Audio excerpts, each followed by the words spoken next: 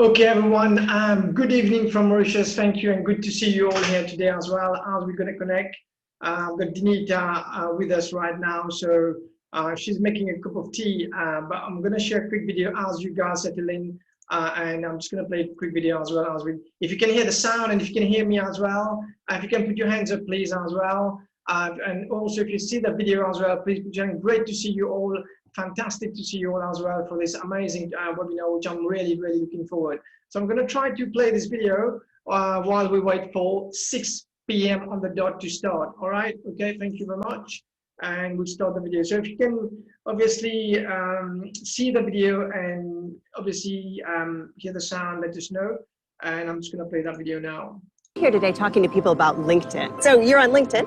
Yes, I'm there. I'm not sure how great of a job I'm doing over there, but at least I'm there. A little bit intimidating. Maybe I don't really know how to use it. Everyone's career goals are different. That's why I'm out here talking with people about how we can help get them where they want to go. So tell me a little bit about what you do. Into animations and graphics. I'm a salon owner. I'm actually unemployed right now. Oh, so you're looking for a job? Yep, I'm on the hunt. You know, you probably know some people on LinkedIn who could maybe help you get a job. 70% of people have a connection already at their new job. All my connections on LinkedIn are really just friends and family, and they already know what I'm up to. Well, I think it's good when you're making connections to start small. Start with friends, start with family, then branch out to maybe coworkers. Let's take a look at your phone. Do you know any of these people? I know her. You should add her as a connection. That was cool. That was easy. She might just be your next client. So tell me about your profile picture. I think it's cute.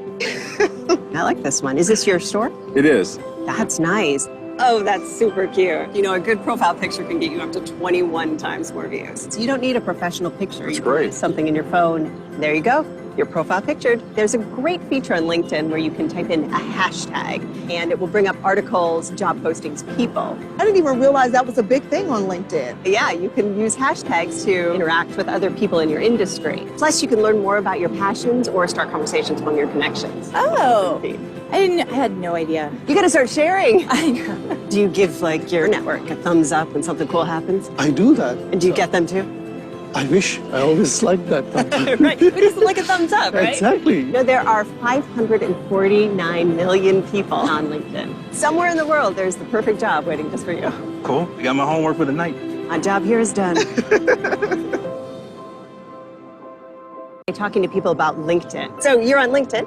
Yes, I'm there. I'm not sure how great of a job I'm doing over there, but at least I'm there. A little bit intimidating. Maybe I don't really know how to use it. Everyone's career goals are different. That's why I'm out here talking with people about how we can help get them where they want to go. So tell me a little bit about what you do. Into animations and graphics. I'm a salon owner. I'm actually unemployed right now. Oh, so you're looking for a job? Yep, I'm on the hunt. You know, you probably know some people on LinkedIn who could maybe help you get a job. 70% of people have a connection already at their new job. All my connections on LinkedIn are really just friends and family, and they already know what I'm up to. Well, I think it's good when you're making connections to start small. Start with friends, start with family, then branch out to maybe coworkers. Let's take a look at your phone. Do you know any of these people? I know her. You should add her as a connection. That was cool. That was easy.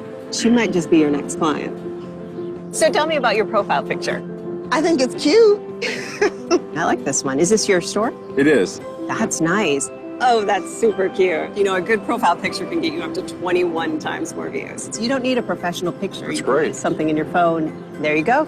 Your profile pictured. There's a great feature on LinkedIn where you can type in a hashtag and it will bring up articles, job postings, people. I didn't even realize that was a big thing on LinkedIn. Yeah, you can use hashtags to interact with other people in your industry. Plus, you can learn more about your passions or start conversations among your connections. Oh, I had no idea. You gotta start sharing. I know. Do you give like your network a thumbs up when something cool happens? I do that. And do you get them too? I wish. I always like that. Right. Who doesn't like a thumbs up, right? Exactly. You know, there are 549 million people on LinkedIn. Somewhere in the world, there's the perfect job waiting just for you. Cool. I got my homework for the night. My job here is done.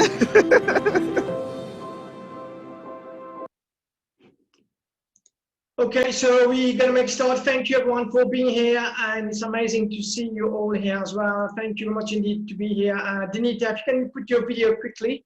I don't know if you can hear us, just to say quick hello.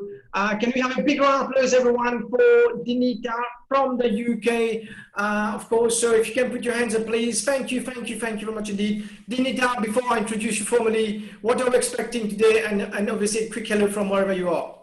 Yeah, absolutely. Well, first of all, thank you so much to all of you who for attending. I'm really excited. Hopefully today will just be lots of nuggets. I love that video, Anil, so that will be really smashing a lot of those myths that those people had. So yeah, really looking forward to answering any questions that people have and making this as interactive as possible. Thank you very much, Deenita. If I can ask you to switch off your video quickly, I'm just going to introduce you formally, and then we'll get back to you in about 5 minutes. So let me just get my slide quickly sorted out. Okay, so here we go. And I'm just going to share my slide now. Everybody, if you can see my slide and if you can hear me as well, if you can put your hands up, please, that'd be great. Fantastic. Thank you much indeed. And we're starting now. Good evening, everyone, and thank you for being here today, and greeting from Mauritius. And our CPD talk today is on building your expert authority. None other than Deenita Pattni. She's a multi-award winning international trainer, mentor, speaker, TEDx speaker, author, and coach. And again, you know, super humbled to have her today here with us. So quick agenda, we'll do a quick introduction for, obviously, I'll do as quickly as I can. We'll do a quick survey. There'll be part 1 presentation by Deenita. We'll do a quick survey Q&A discussion on part 1. And then part 2 again, and then survey and discussion as well, just to make it as super engaging for all of you to participate in this webinar. And then finally, we conclude. So we're looking about an hour and a half max to make sure that we get the maximum knowledge out of Deenita today. The quick housekeeping, thank you very much indeed, everyone, for being here. You'll be getting a set of attendance, which I will issue. Please email me your name. Don't assume that I know your name. Please email me your name, full name, at anil@cpdtalk.com. Hopefully that will be 1 hour plus CPD. And of course, and thank you to Deenita for giving back her time. Thanks a million, Deenita, on that one. So I think many of you know me now, but just for formality, I love construction, love learning, love sharing, love people, passion about giving back. That's my passion. And also almost 19 years now in June in the construction industry. Of course, I'm honored and privileged and humbled to have you here today as well.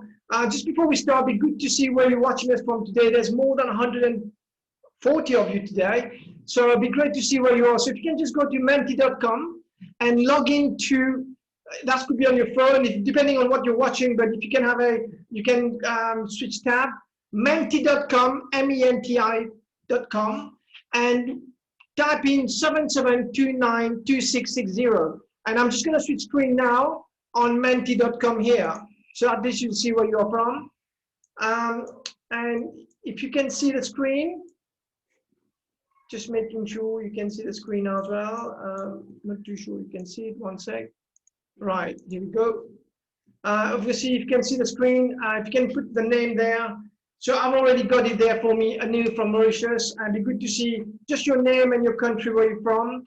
Type in 77292660. Your first name and which country you are. Yeah, so again, if you can do that, I've got some people as well. Yeah, it's menti.com, right? Excellent, thank you. So already you can see colleague, and this last colleague, the reason why it's blue in Mauritius, because most of you are in Mauritius today. We know in lockdown week. So fantastic to see all of you here today as well. There's a few colleagues from South Africa as well, India. So good to see you all. Please use the menti.com. We've got obviously loads of you here from Mauritius, fantastic. It's a great day for our country today as well to see all of you here today. So yeah, a few more seconds to see, and then we will be starting with the next slide. So thank you, keep putting it in, and be great to see you shortly. So we've got Sajjad from South Africa as well, and loads of colleagues from Mauritius, so fantastic. All right, so I'm just gonna, I've got Atunike from Nigeria, I can see that coming up now. So great to see you as well. I'm just gonna move to the next question quickly, so stay where you are. I can see Andrew from Uganda, great to see you there as well, Andrew. And moving on to the next one, Conceptum from Seychelles, fantastic to see you. So I'm going to move to the next slide. And the next slide is, so, oops, right. So what do you understand by building your expert authority? So again, if you can just put the knowledge in, someone already has put it in. You can see Deenita there with all the thought leaders around the world. I think she is a thought leader, the LinkedIn queen. What do you understand by building your expert authority? So if you can, some already have put knowledge, someone's put Mauritius, maybe, a specialized, we've got,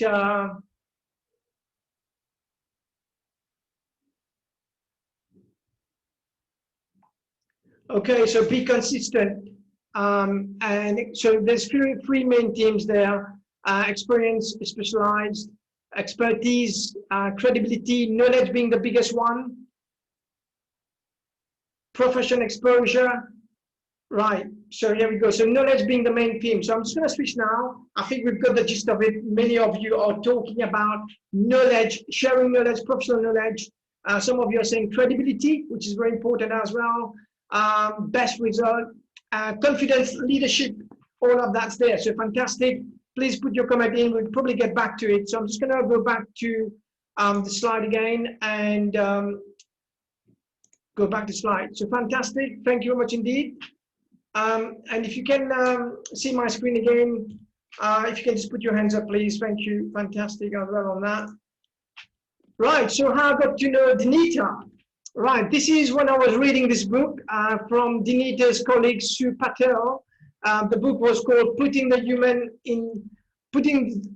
Human Back into HR," which obviously Sue did a webinar for us. I read the book, and that's where I got to find Deenita. Deenita says on the foreword of the book, Deenita says, "Ever heard the phrase, people leave managers, not companies?" There's definitely some truth in it, and I say that both from personal experience and from more than 17 years of experience working in recruitment. She goes on to say that this statement is especially pertinent to organizations that employ such managers. Does the manager in question have the right resources available to them to ensure that the manager skills are great? That's how I got to know Deenita, connected with her on LinkedIn, and here we are. And these are the thought leaders. I believe Deenita is on there as well. I'll find out what her comments will be on that. But those people here around, and including Deenita, are speakers, broadcasters, and social media influencers casting a white shadow, helping to shape and improve millions of lives between them. They have different areas of specialty, diverse background, and varied interests. But in their own way, each carry the torch of the hope, positive movement in their respective industry and values. So I'm just going to show you a quick video of Deenita. Deenita is a worldwide speaker, and I'm just going to show a video before I formally introduce Deenita. So back off, we're just going to go back to the video and then just go back on there. So just one sec. Okay. I want to feel the sun, have barbecues.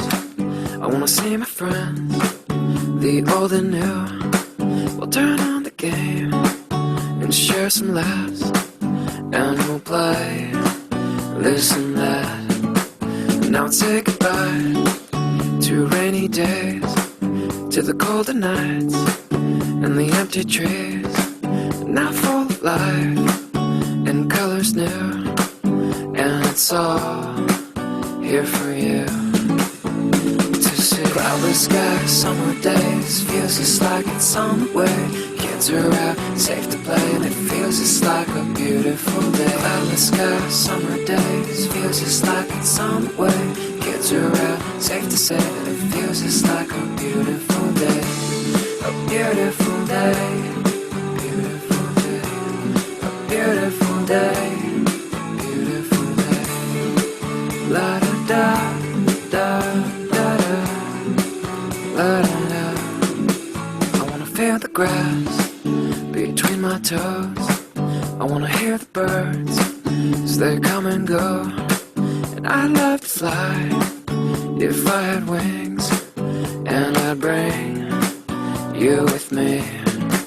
I wanna hit the beach, the ocean air, and we'll let the sand get everywhere.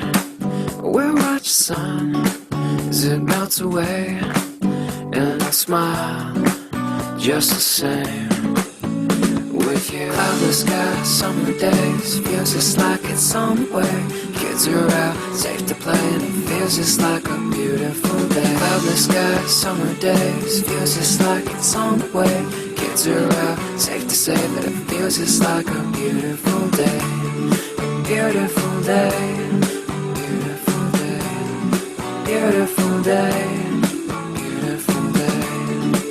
La da da da da da la da da.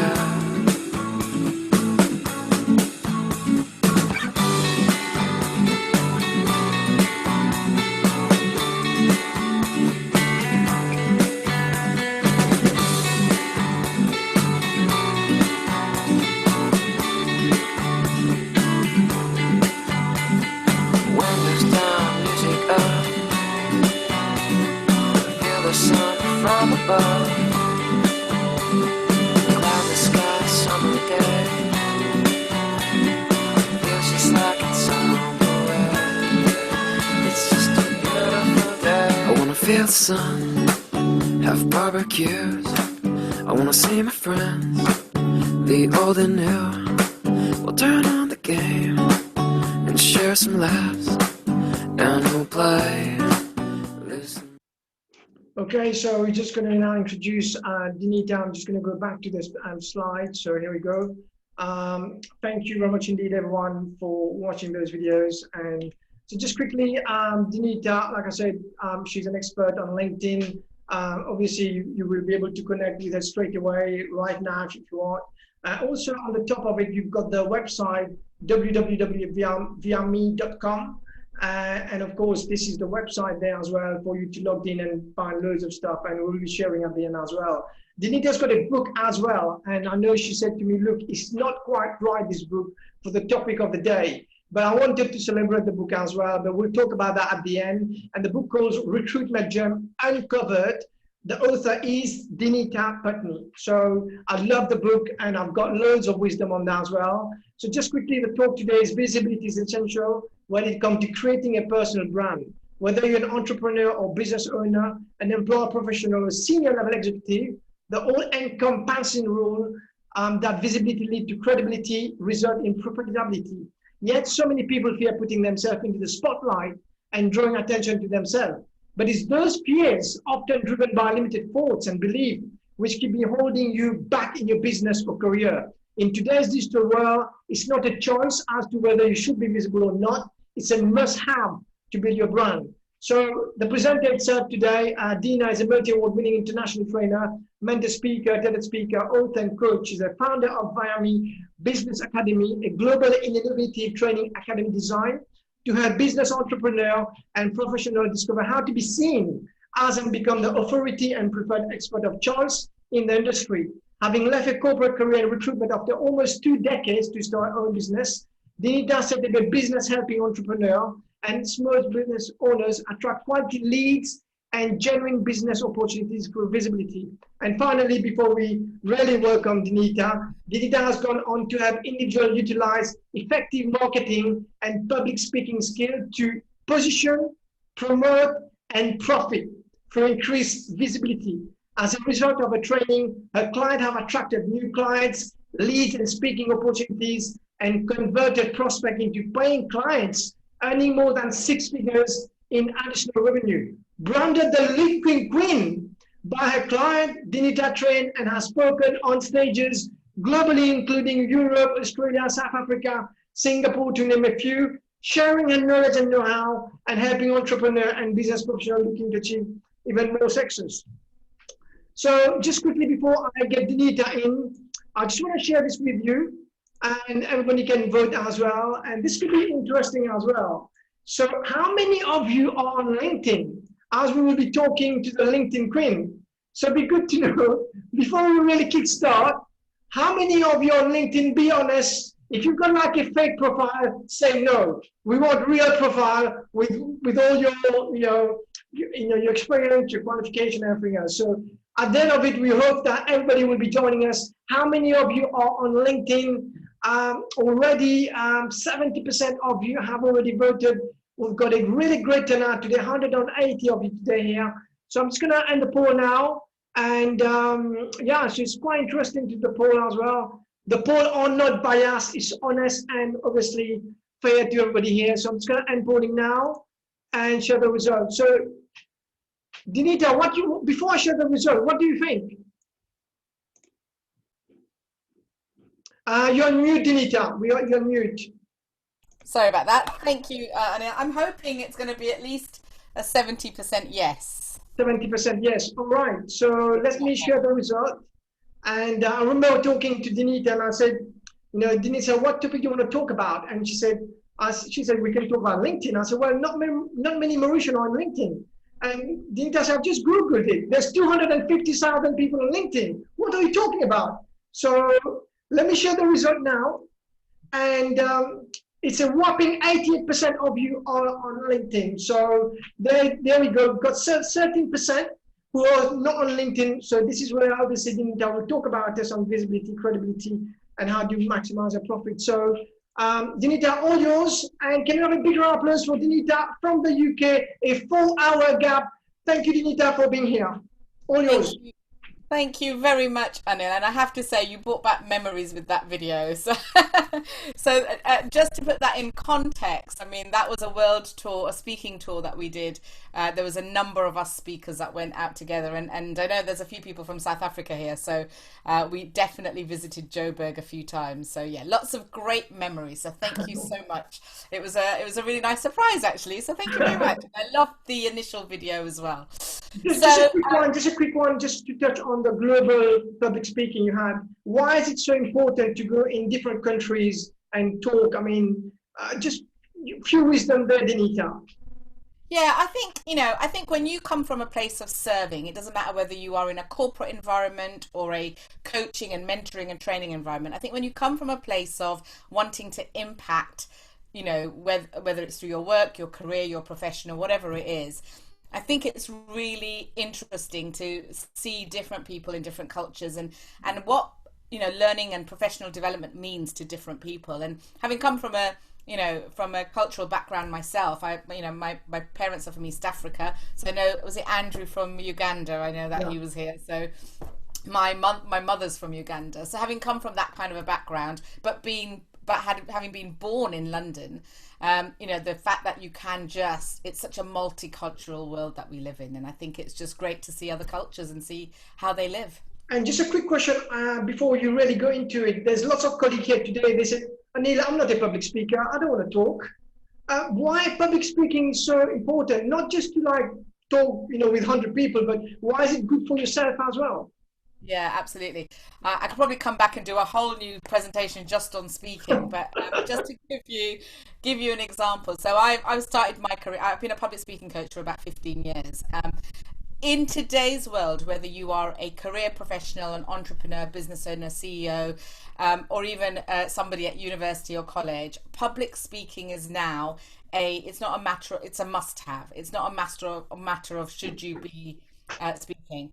And also people from a mindset point of view, when people think of speaking in public, it's such a big thing inside your mind that, but actually, even speaking in a small group, if you're just having a conversation with colleagues, you are speaking in public. You've just got to remember that speaking in public doesn't mean you have to be anything other than yourself. Share your knowledge, know-how, and wisdom, because there are people out there who want to hear what you've got to say. Awesome. So. All right, thank you much indeed. Take away your presentation, part one, and you can share your screen if you've got slides. Yeah, absolutely. So if you can share the screen, and we've got questions coming through as well through the portal, but we'll take the question in part one. Already you've got 5 or 6 questions, Deenita, so already people are absolutely excited about it. Deenita, thank you. Take it away. No worries. Anna, can I just do a double check that you can see the screen? I can see the screen, and everybody, can you see the screen as well? If you can, just put your hands up. And yeah, fantastic already. So already we've got 190 of you today. Fantastic turnout. Thank you very much indeed. Awesome, excellent. So, first of all, what an amazing outcome there is today and turnout. So thank you all for spending your time with myself, and I hope that I can bring you lots of value. So interestingly enough, the video that Anil showed right at the beginning, where the lady was on the American streets asking people whether they've got a LinkedIn account, etc. Some of those things may have been very familiar to you in terms of the reaction. So, you know, I often start by talking about the fact that, look, you know, would you like to have a LinkedIn profile that really makes you stand out as the authority in whatever you do? And not only would you want to have a LinkedIn profile that makes you stand out as the authority, and that doesn't mean you have to be the owner of a particular company. You could be an employee, you could be somebody who's just starting out, but you want to stand out as the authority. But not only do you want to do that, you also want to have a profile that attracts relevant connections and relevant people to you. And you want to do that without having to chase and wonder where the next bit of business or opportunity is coming from. And that's also the same thing if you're thinking of changing jobs, because what you want to be able to do is be able to be headhunted because people see you as that expert authority in what you do. Well, if all of those things actually make you sound like that's exactly what you want, then LinkedIn is the perfect place to do it. So some of you may be in that place where some of those individuals were in that video. You know, maybe you've had a LinkedIn profile for many years, but just haven't done anything with it. Or perhaps you've got a LinkedIn profile, but you've never really seen the value in it. The return on your investment on that platform hasn't been quite what you wanted it to be. It could be that your LinkedIn profile looks very much like a CV, and so therefore you get a lot of irrelevant people coming to you, or a lot of spam and people just selling to you. Maybe you're somebody who has a LinkedIn profile, you've been wanting to use it, and you've been wanting to know exactly how to position yourself as that authority, but you're not quite sure how. You're overwhelmed by it, you don't know what features to use, and you're maybe overwhelmed a little bit by social media, who knows. It could be that you have social media platforms, but you don't know which one to use for what. And you think that LinkedIn is only good for corporates, business to business, and therefore you stay away because you don't think that it's a marketing tool that can bring you business back. So if that is where you are right now, where would you like to be instead? Well, the place that you want to get to is where your LinkedIn profile is working for you rather than against you, where your profile is in of itself attracting the right people, it's attracting the right connections, and you're starting to form partnerships or meaningful conversations. Because look, that's what business is all about. It's about having meaningful conversations and networking and building relationships. Now you want to have a profile that actually awards you potential opportunities, whether that's career opportunities or business opportunities. I know that the majority of you are in the construction industry, but there are people in other industries here as well. So this is relevant regardless of what industry you're in. And if you are in the construction industry, you know, you want a profile that attracts not only the direct client, but also partnerships with other people. Because sometimes it's not about selling to the people that are in your network, it's about who they know and who they can introduce you to. And that's the same if you're in any other industry as well. So the question is, if that's where you are right now, in a place where you're not sure, it's overwhelming, it's never really worked for you, and some of you, those 15%, aren't even on it because you don't see the value in it, but you want to get to the point where now you are seen as that thought leader, the person who is, you know, where people in your industry are coming to you for advice, and where you are now getting a better return on investment, and whatever that investment might be for you. The question is, how do you get there? Well, the truth is, and Anil kind of alluded to it before when we were talking about public speaking, but now the digital platform is absolutely necessary. If you aren't really doing much on a digital platform, that needs to change, because as you would have seen in the last year alone, during the pandemic, so much has gone online. I mean, webinars, stages, speaking, everything is online. And it was going that way anyway, but actually what's happened is this year has accelerated it by a lot.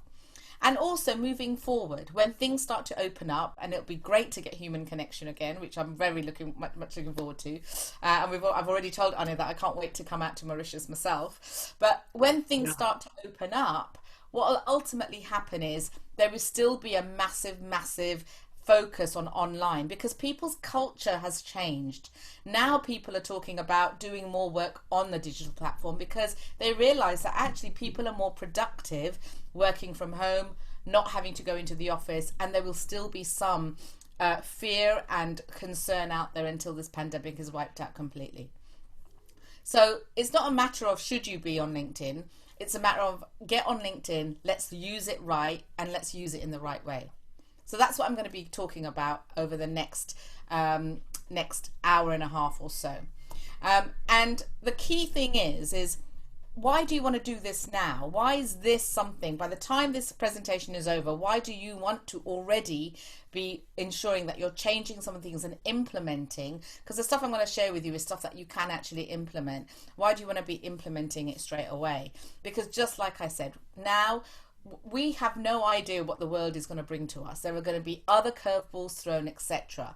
If you are a company or an organization and you want to stay ahead of the curve in your industry, then you've got to absolutely do this right now. So before I go into the actual content, I'm going to show you, just share a little bit about me, and in addition to what Anil has already shared, but a very quick brief overview about myself and what I've done. So, and why I'm here today. So Anil said that we obviously met on LinkedIn via Supertel's book. So I, very much like many of you, started my career, went to university, started my career in the corporate world. I was a journalist initially, and then I started my career in the recruitment industry, where I was in that industry for about 17 years. I worked both here and in Canada, where I lived as well. And what I found was that over the whole time that I was in corporate career, it was a really in-depth career in terms of serving people. It was all about helping people in the recruitment industry.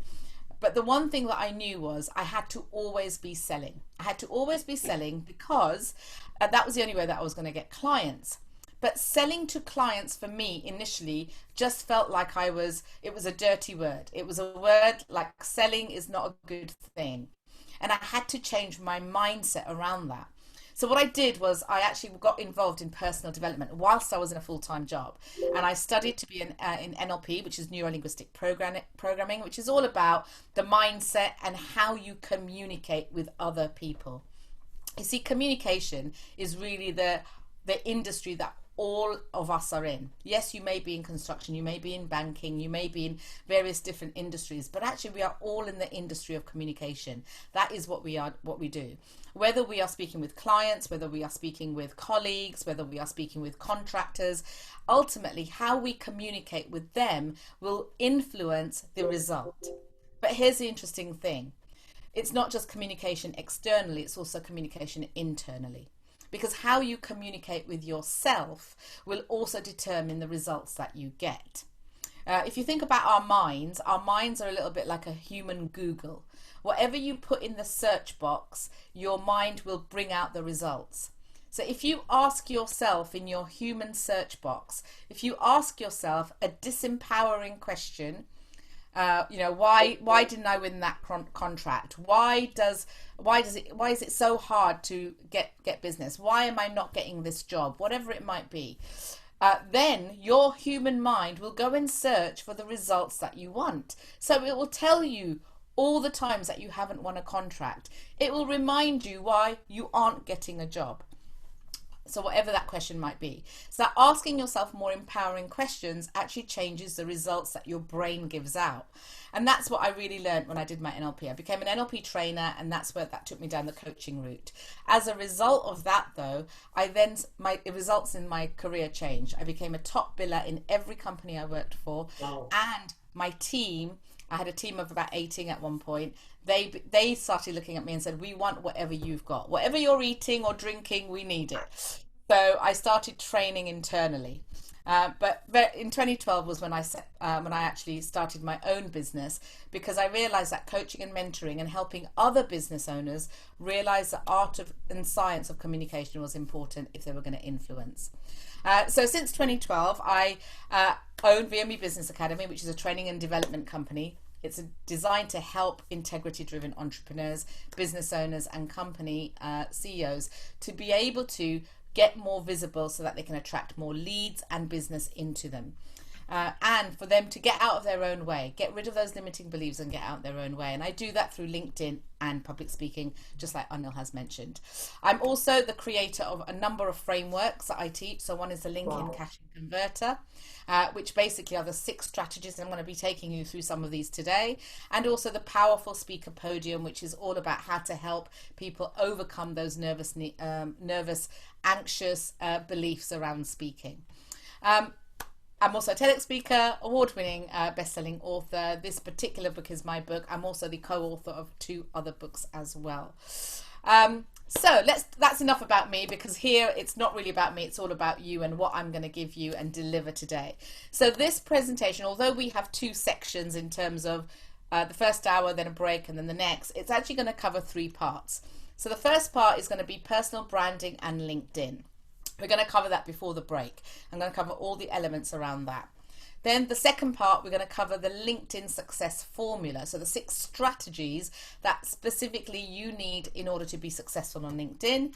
And then the third part, I'm going to take you a little bit deeper so that you know what you need to do in order to change your profile so that you can direct it to your ideal client. Okay, so have whatever pen and paper ready. There's going to be lots of notes for you to take, so make sure that you enjoy taking. And just like Anil said, if you've got any questions, either write them down, because I may cover it, or you can of course put it in the Q&A section. And just a quick one as well, Deenita. I know you're going 100 miles an hour. Just quick one on NLP. I mean, we've heard a lot about it, and you mentioned that quite a lot. For people out there, NLP surely is a life skill. It's not just someone who want to be speaker, but what's your thought on NLP? Is it applicable to all of us watching here today? That is it highly recommended to go on it, not just to become like a great coach like you, but also for our own work environment, looking at much more working with colleagues, interacting with clients. What's your thought on that, please? Yeah, I mean, I think that to increase and enhance and develop your communication skills, NLP is definitely a key strategy worth learning. And the reason it's worth learning, Anil, is because NLP, like I said, is both an art and a science, but it's about how you communicate with yourself, but also how you communicate with others. And it's all about influence. So if you want to be able to influence, many people think NLP is very manipulative, that people use it. You don't want to use it in a manipulative way. It's about being able to, because look, all of us have bad days. Sometimes we have situations in life, even in our personal lives, which will affect us and the way that we think. But NLP just gives you the tools to be able to switch that around and go, right, I feel bad sometimes. I have a really bad day. I'll switch off my computer, sit on my sofa, have chocolate all day, cry if I want to, and feel really sorry for myself. But because of the way that my brain is now wired, I know that the next day I'm back to being in a good place. So it's about acknowledging that yes, life isn't always positive, and both in business and in life you'll get situations that occur, but it's about how you recover from it, and that's what NLP teaches you. Awesome. All right, thank you very much indeed. That's all right, no worries. So as I was saying, take time to take lots of notes, etc. Put the questions in the Q&A, but do write them down and we'll take them at the end as well. Okay, so let's look at part 1, which is all about personal branding and LinkedIn. So I'm going to give you a few LinkedIn statistics first of all. Okay, and this is kind of 2020 coming into 2021. So there are now 722 million users plus on LinkedIn. This is worldwide, just so you know. And out of that, 330 million are active users per month, of which 40% of those actually visit the site daily. So some people don't visit it daily, but 40% do. So it's a huge amount. Now, when people often think that LinkedIn is just for corporates and business to business, or they're just for recruiting, well, think about every single user on LinkedIn is an individual profile. So whether they're representing a company that you're trying to target, or whether they themselves are a good business owner or a professional you want to target, it's worth getting on there. And here's the difference between this platform versus every other platform. Well, there's a few differences, but I'll share one with you. That people on LinkedIn are there to do business. Whereas if you're on Facebook and Instagram, although they're good for business as well, remember they're ultimately social media platforms, whereas this is a social networking platform. So if you think about it, in the days that we could go out and meet people, if you went into a big conference and met people in your industry and you swapped business cards, this is what you're doing ultimately on LinkedIn, but just in a virtual format. Okay. The average length of time a user spends on LinkedIn is about 17 minutes, which actually is not bad. This is a day. So you've got some really, really good attention span on there. 43% are women and 57% are men, interestingly enough. And 90 million LinkedIn users are senior level influencers, of which 63 million are in decision-making positions. So my question at this point always is if you're not on there and you're not getting in front of those decision makers, potentially your competition are. So it's really key. Yeah. Any type of social media, when you think about content, when you think about marketing, content is a huge thing. Sharing your knowledge, know-how, and wisdom. So, you know, Anil, you obviously read the foreword, but then you checked me out on LinkedIn. Now, Yeah. if my LinkedIn wasn't right, you probably would not have contacted me. Would that be right to say? Exactly. Yeah, exactly. So what you put out, sharing your knowledge, know-how, and wisdom is what makes you a thought leader. And people want to do business with thought leaders. So content, and the great thing about this is content creation on LinkedIn just in 2020 increased by 60%. Wow. But at the moment, it is still the only platform where you can create content and it can be seen on an organic basis. So this is free marketing. So if you have content marketing teams within your organizations, this is a really good platform to be on. Now, 79% of business to business marketers see LinkedIn as an effective source of lead generation. So if you're not on there, you're not generating the leads. And 80% leads actually come from LinkedIn. So 80% of business leads come from LinkedIn, when actually only 13 come from Twitter and 7% on Facebook. So there's a huge, huge difference between those percentages. And LinkedIn message ads, if you were ever going to do some advertising on LinkedIn, they deliver a 40% conversion rate because they have a 52% open rate. Whereas if you were to send an email, a marketing email directly out, it has between a 13 and 23% conversion rate, open rate. So therefore you can see the power of this platform. So let's look at a few things around LinkedIn lead generation. So first of all, ad exposure on LinkedIn can actually increase purchase intent by 33%. Why? Because it's a trusted platform. So let me just give you an idea of what that means. Google, which everybody knows, they mark every single website 100 out of 100. They mark LinkedIn 100 out of 100 because they believe it to be an authority domain. So they measure an authority of a website based on those numbers. So they think LinkedIn is 100% an authority domain. It's a professional domain. That means that even if people aren't searching for you on LinkedIn, but let's say they're searching for you on Google, then ultimately what happens is your LinkedIn profile will come up first if it's well optimized and you're putting content out there.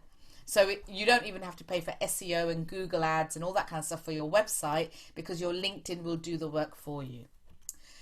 4 out of 5 people on LinkedIn actually drive business decisions. So it's a great way to meet the decision makers. 96% of business-to-business content marketers use LinkedIn for social organic marketing, and 80% of business-to-business content marketers use LinkedIn ads. Okay. So the question, and the third element, which is really increased, and this is something that absolutely shocked me. These were stats that were increased by Microsoft, who own LinkedIn. They had a 31% increase in usage since March 2020 last year. Wow. And that is a result of the pandemic, of people realizing that that platform is one that they need to be using. Yeah. So if you're not yet in that 31%, you want to get in there before it becomes another Facebook where you then have to pay in order to play. Okay. So let's look at why LinkedIn. Well, because we want to look at both these two elements. But before we go into these, Anil, would you assist me in putting the first question out? Absolutely. So, right, thank you very much indeed. I'm just going to get to the Deenita's question here. The first one is, here we go. Off we go. So the question is, you'll be able to see that on the screen. What do you think is more important, personal brand or company brand? So please put your vote in. You've got about 45 seconds. What do you think is more important, personal brand or company brand? Depend if you love your company or you love yourself. I think, but I have to say I love my company because my boss is watching me right now, Deenita. And he's already told me a few things on my webinar, you know, so I have to say I love my company. And yeah, so what do you think is more important, personal brand or company brand? What would you, obviously the poll is still increasing, Deenita, but what would normally be the percentage? Well, it's interesting, isn't it? Because we're in a different world right now. So I don't want to give anything away right now. I'm going to wait till the results and then they'll come. And actually what you've talked about is quite interesting. Like you said, your company brand is something that you're very much aligned with. And you were like, my boss is watching. But let's say even if your boss wasn't watching and the fact that you still said company, that's not an, it's a common thing for people to say company brand. Yeah. So, you know, I'm going to talk a little bit about what these two mean as soon as we've got the results. Okay, so I'm just going to stop polling now and share the result with you. So the result's quite staggering. I can't believe this, but I'm going to let you decide on that one. 80% personal brand. What's happening to our company? And 24% company brand. So Anna, let me ask you a question and then this will help everybody who's watching. So tell me why you said company brand, other than the fact that your boss was watching, but outside of that, why company brand? Well, that's a tricky one, but look, I spent my whole day, my entire day, my entire week in my company. So I'm attached to my colleague. I work there almost, 10, 12 hours a day.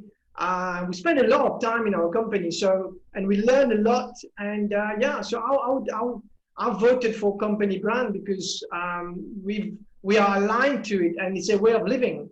You spend more time there as opposed to your home. I take it over, see when you're sleeping. But this is, I don't know. But look, to me, it's going to be a company brand. Yeah, really interesting. And actually, there's a lot of people who think by that because they're not sure whether, whether they're on LinkedIn or whether they're on any other social media platform, or whether they're just talking, should they be enhancing their company brand or their personal brand? Well, I think one of the words that you used is really key, and that is being aligned. When you as an individual work for a company that is not aligned with your values, your ethics, your integrity, then the two become separate. But here's the amazing thing. And that is that when you are aligned with your company brand, even myself as an entrepreneur, I am aligned with my company brand. My company brand, the colors of my brand, they're purple, a dark purple, it's loyalty, it's integrity, it all means something. So I am definitely aligned with my company brand. And most people here, if you did say company brand, it's because you are aligned with the values and the ethics of that brand. However, the 80% who have said personal brand are also right, because at the end of the day, it's your personal brand that people will look at first. So for example, if I was coming to you to do business with you, Anil, it doesn't matter how great your company is. If I didn't like you, True. I would go elsewhere. Yeah. And that's the difference between the two. So let's look at the key things of why, your personal brand needs to be at the forefront. However, you still need the brand, the company brand, whether that's your own company or a company that you work for. You still need both, but you need to have them aligned. But it's your personal brand that will actually help your company brand get more business. Awesome. And here are the reasons why. So let's take a look at this. So the first thing... Deenita, just a quick one. Are you shocked by the poll? 80% personal brand.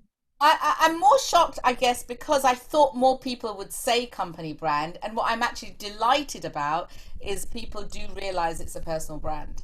Awesome. I suppose maybe one of the things we could have done at this point, I could have probably just talked, maybe we could have asked people to put why they put personal brand. That would have been quite good and interesting to listen to, actually. Awesome, thank you. So yeah. So let's look at why. First of all, you know, people often go B2B, B2C, so that's business to business or business to consumer. Here's the actual truth. It's got to be human to human. LinkedIn, even if you have, I mean, I think most people on this training are business to business, I would imagine. But if, let's say, some of you are business to consumer, or those of you who are looking for a job and are on this, wherever you are in your career, in your profession, ultimately there is no business to business and there is no business to consumer. There is only human to human, because everyone does business with people. Yeah, even if you're starting out, your business is about people. So that's why your personal brand has to come first, because like I said to you, Anil, you know, at the end of the day, if I didn't like you, I wouldn't be coming here to do a presentation. Yeah. Because what you represent, if your company has hired you, then you represent that company brand as well. So therefore I'm going, actually, I don't like his personal brand, so therefore I'm not aligned with his company brand. Wow. But obviously we've got on right from the beginning. So for me, you know, it's a really good alignment, because people attract people, and I will buy, if I buy into you, I will buy from you. So for those of you who have got a pen in your hand, it's worth writing that down. If in order for people to buy from you, they need to buy into you. And that's the power of human to human. And we mustn't forget that, because I think often when we're selling, when we're putting proposals forward, especially for some, you know, even construction companies where, you know, they're big projects, you have to still remember that there is a human element to what you do as an individual. And Deenita, while we are at it, I think there's an interesting question. Obviously, we'll take question at the end of part one, but there's a question coming in. Wouldn't increasing your personal brand also increase your company brand? Yes, absolutely.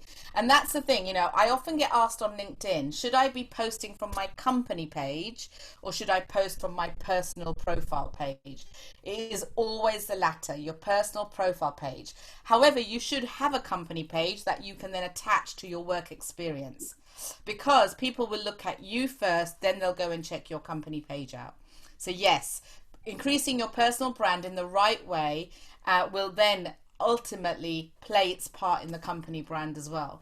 So, you know, interestingly enough, you know, when you have, and that's why if from a recruitment point of view, seeing as that was my profession ages ago, you always want to keep hold of your good people. Because when I moved from one company to another company, my clients wanted to follow me because of my personal brand.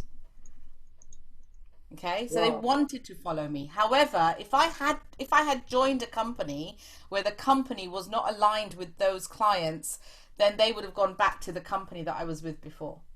So these things are really, really important. Keep hold of your good people, treat them right, and also make sure that when you do business, it's done from a personal brand and a company brand point of view, but your personal brand at the forefront. And that's why when you're hiring as well, it's really important to hire based on not just people's skills, but what their values and ethics and integrity is like. Wow. Do they align with your company brand? I think too many times, you know, we get worried about, we hire people based on skills alone, but we don't find out what they're like personally. What are they like? What would they do in you know, during specific times? When you find out how they think, then you'll know whether they're aligned with your company brand or not. And that's how to have people staying with you a long, long time in your organization. Awesome. So the next part is obviously that leads to, because there is that personal brand, it leads to know, like, and trust. And people will do business that they know, like, and trust. That trust element comes in only because your personal brand is putting that across. The third element is values, and we've talked a little bit about that, you know, and this is where the personal brand and the company brand come together. Because when your personal brand is aligned with your company brand, like you, Anil, then it means that actually, ultimately, the reason why you love being where you are is because your values are aligned. Yeah. So when people, it's a bit like, you know, when you get married to the person, but actually you're marrying the family, right? You're not just marrying your husband or wife, you're marrying that particular family. And that's what it's like even when you're doing business, okay? And then the final part is obviously the people. People buy people first. They want to buy from people, they buy into people. And that is what LinkedIn is all about. So you have to stop thinking like an organization when you're on LinkedIn. You think like a person instead. That you are an individual and you're making connections. This is awesome stuff. Awesome. I'm glad you're enjoying it. So now let's look at the construction industry specifically. And this also will apply to any other industry that you're, for those of you who are here and working in any kind of business to business industry. But on LinkedIn specifically, here's an interesting statistic. 75% of construction companies market themselves on social media. This isn't just on LinkedIn, but on social media generally. So they do market themselves, which is a good thing. Okay. Now, why should you be on LinkedIn? So here are some statistics, some factors around why you should be there. So the first thing is when you are prospecting. So when you are looking at people who aren't yet your clients, but you're prospecting, they will view your LinkedIn account today. Even if you're somebody looking for a job and you send a CV in, your CV will be looked at, yes, but so will your LinkedIn profile. So prospects do view your LinkedIn account. And these are statistics that are out there, by the way, on the internet. This is what the construction industry is like, and this is how business is done. Yeah. Second, you get a better chance of people calling back. So if you're not on LinkedIn and people can't see the right type of information on your profile, even if you are, then the chance of them calling you back is limited. Wow. So you'll get a better chance of callbacks. Also, it's all about expanding your network. I'm sure you've all heard your network is your net worth. Yeah. So you need to ensure that you expand your network, because sometimes it's not just those immediate connections, it's who they might know as well. And that's how you expand your offering. And it's all about, it goes back to visibility, right? The more you are seen by other people, the more visible you are. Also, LinkedIn allows you, and especially if you are in the business industry, which people don't tend to do so much, is that you can showcase your skills.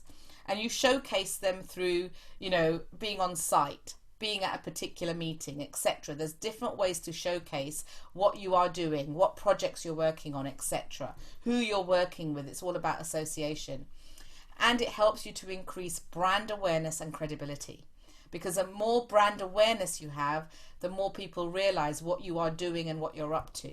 So recently I have a client that I'm working with, and he's in the waste management industry, and he's just literally released a video just talking about a new technology in waste management. Now, if there's any other companies who haven't heard this yet, they're going to be looking at that video and going, oh, actually we need to know about this new technology.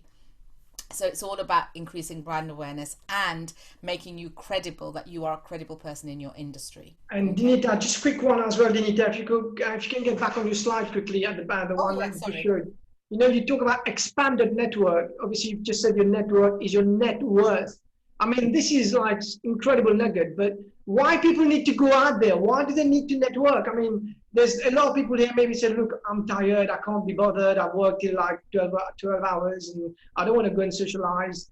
Why is it that important just to keep driving those revenue coming in? Yeah, absolutely. So the best analogy that I can give is you can be, you know, if you think of a fruit bowl, you can be the juiciest, the ripest, the most flavoursome peach in that fruit bowl. But if you lock that fruit bowl in a cupboard with the doors locked and nobody can see it, nobody can taste it, nobody can experience it, then that's what you are ultimately doing with your organization. Nobody gets to see what you're all about. Nobody gets to flavor your type of organization, your experience, your offering, your service, because that's all about experience, and nobody gets to experience that. Nobody gets to taste what your values are about, what you are all about. It's all about that experience and that consumption. So therefore, if you do not go out there, and you don't have to do it all the time, but you do it enough so that you stay consistently visible. And if you can be the best organization, you can have the best service, but if nobody knows you exist, you will get left behind. Awesome. Thank you much indeed. So here's I'm going to give you 5 strategies to pitch your personal brand when it comes to LinkedIn. Okay, and these 5 key steps, just think about what you can do by utilizing and implementing these 5 key steps. Anna, will you keep me on time as well? Just let me know how long. We've got plenty of time in the world. Just go for it. Okay, no worries. So the 5 key tips for any construction or business to business professional to really enhance their skills on LinkedIn. So first of all, you've got to make sure that you have the right type of profile. We are going to be touching upon this a bit later on, but I want to really make this key. Your profile is like, in fact, let's ask the second question here, Anil. No problem. I've got that. And let me just go on to the question. Right, here you go. Spot on there, Deenita. So I'm just going to launch that, everyone. We've got 215 of you right now. It's fantastic. And I'm just going to launch the poll now. Does your LinkedIn profile look like a CV? So let us have a look. Does your LinkedIn profile look like a CV? I mean, most of the time we just put our photo in there and we don't really know who's who. And I even saw a photo of someone with a dog, Deenita. I was not too sure who was actually the candidate on LinkedIn, whether it was a dog or the person. So I had to obviously do a bit more in this investigation. But the right photo is important as well, Deenita, as the poll kicks in, yeah? Yeah, absolutely. So it'll be interesting to see what happens here, because it will be interesting because some people will put a particular answer thinking that's the right answer. So we'll see what happens, because if it's not the right answer, then it's about what they're doing instead. So. Right. So we've got about 70% have already voted. I know there's some geographical issues regarding the poll vote. So I'm just going to start polling now. Most of you have already voted. 150 of you have voted. So I'm just going to end polling now and share the result. Here we go. Yeah, exactly. So 58 versus 42. Now, interestingly enough, I have a feeling that the top one is probably going to be higher anyway. Some people who may have put no, it'll be interesting to see what their profiles do actually look like, because most people who have a LinkedIn profile, it looks too much like a CV, and it shouldn't. Right. That's the key. And that's why I said it'd be interesting to see whether people are putting yes because they think that, oh, it needs to be, and then whether people are putting no, even though it does. But, that it's be interesting to see, because that's one of the things that the profile should not look like. It should not look like a CV. And I'm going to tell you why. Okay, thank you very much indeed. Thanks very much. Thank you for voting, guys. So when it comes to the profile, it's got to market you. That's what your profile has to do. And what people do not understand is that often your CV is a chronological account of what you've done, your experience. And if that's what your profile looks like as well, then it's not doing you any favors. Now, interestingly enough, is that in my 17 years of recruitment, everybody's CV looked like a chronological account of their experience, and I got them to change it. I got them to actually make sure that their CV marketed them. It didn't just tell people what they did. So even people who write CVs actually write them in the wrong way. They just tell people that this is what I did from this date to this date, this date to this date, but there's not enough information that sells them. And that is because people have a an allergy to selling because they think it has bad connotations or negative connotations to it. Now, I just want you to think about human behavior. No matter how much you try, you cannot sell something to someone by forcing them. So there's no way that you will have sold something to somebody and them not know about it. It just doesn't happen, because every single one of us has the ability to choose. We can either say yes or we can say no. So if we are being sold to, we can still have the power to say yes or no is still in our hands, right? So when you are selling, remember the power to say yes or no is still in that individual's hands. And I remember during my recruitment career, if my client phoned up, or if I phoned my client and said, have you got any jobs available? Have you got anything that I can help you with? And they said, no, we really don't. We've made 5 people redundant. I'm not going to force them because I know they don't have any jobs for me to recruit for. Yeah. However, so therefore I know that I don't need to sell to this person. So the only time selling becomes bad is when you are trying to force something on someone that they do not need. But if you truly know that your client has a problem and you can solve that problem, then there is nothing wrong with selling, because another word for selling is serving. You are serving them in the right way. So with your profile on LinkedIn, it's got to show that you are there for your clients. So a couple of things. It can't look like a CV.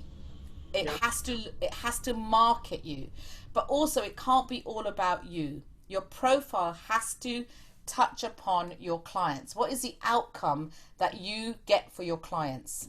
What is the problems that you solve? What is this, and how do you solve those problems? What are the achievements that you've had for your clients? So it's what are the achievements of your client? So your profile has to talk about what you do for other people, because there's a saying, and certainly in the UK, people don't care what you do, they do care what you can do for them. It's just human nature. Okay, so when you go to a networking event and somebody says, oh, what do you do? And you say, oh, I'm in construction.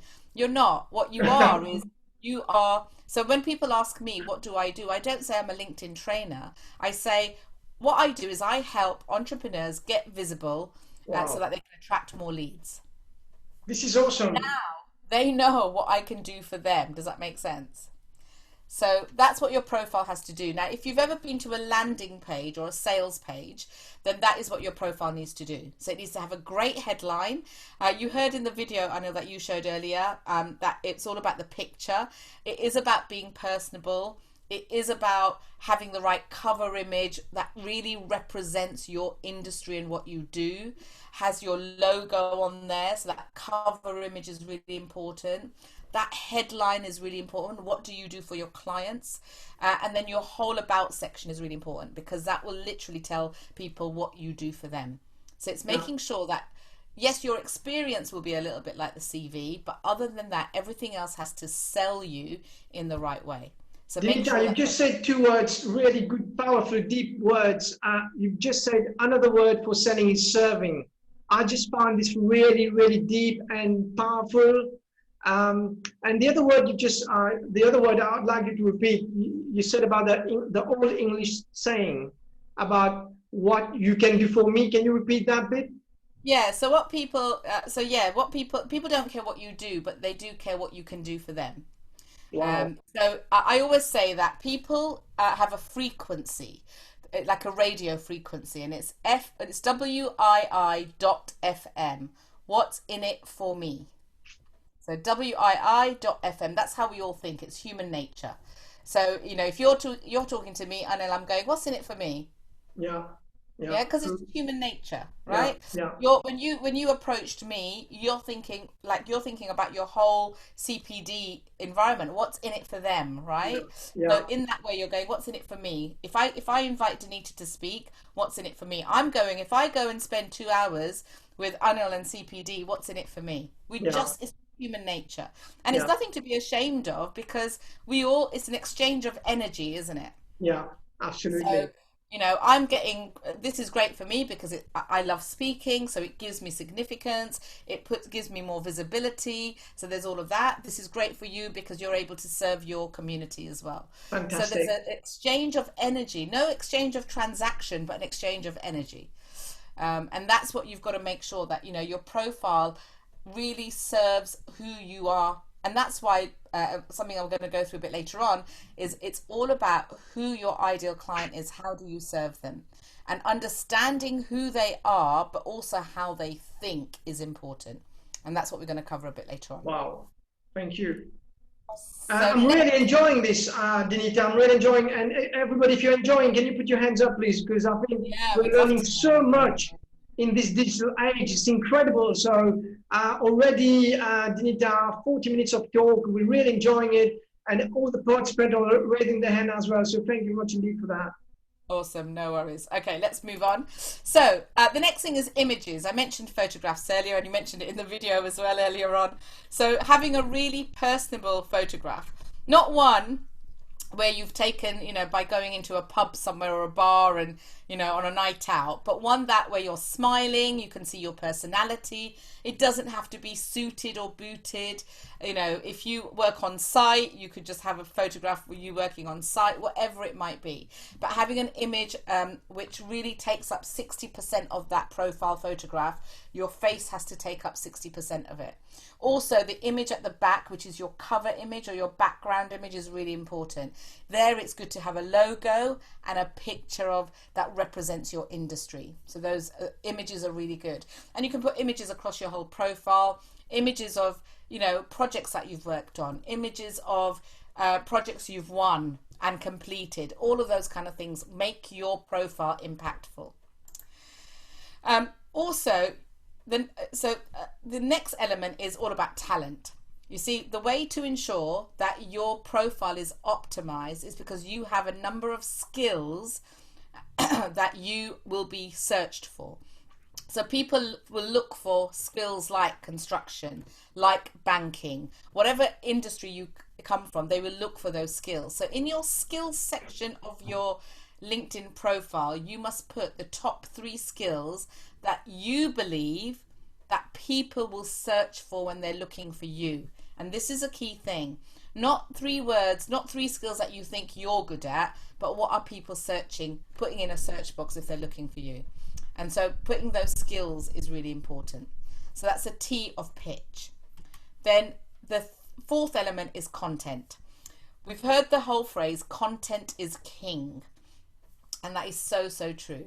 Yeah. Because, you know, you've got to put yourself, you've got to put content out there to show your wisdom. You know, people often think, well, I'm not an expert.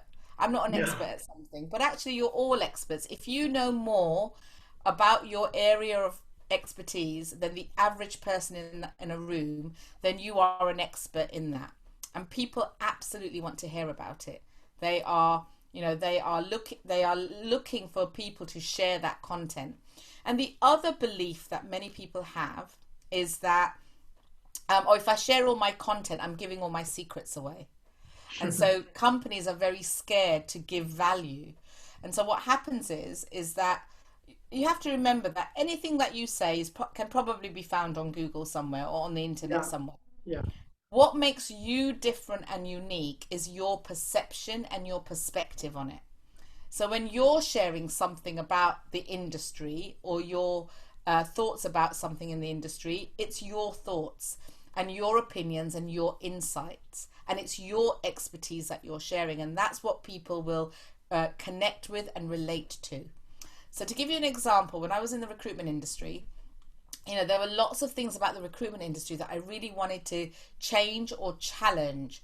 So when I went out and I put things out on LinkedIn, I would challenge the industry. There were parts where I felt that they were still behind.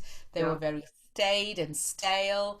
So what I did was I would challenge the industry. I would look at doing things differently, because you've got to challenge the status quo.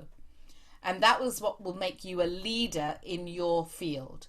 And that's what it's all about, isn't it? It's about being that thought leader. It's about being somebody who changes things. There's a saying, and it's that every great invention was once a single thought. Yeah. So if you think something should be a certain way, then you could probably be the one that changes that. You could probably be the one that maybe introduces a new regulation in your industry, a new way of thinking in your industry. How do you know you are not the next person to be doing that? The next Elon Musk, for example, Yeah. or the next Richard Branson, whatever that may be.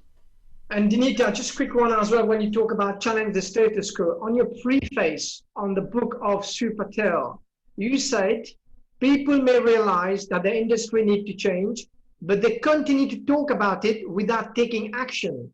It takes a different type of professional to challenge the status quo. A person who really wants to be a trailblazer for change, a person who won't accept things as they are, especially when they no longer work.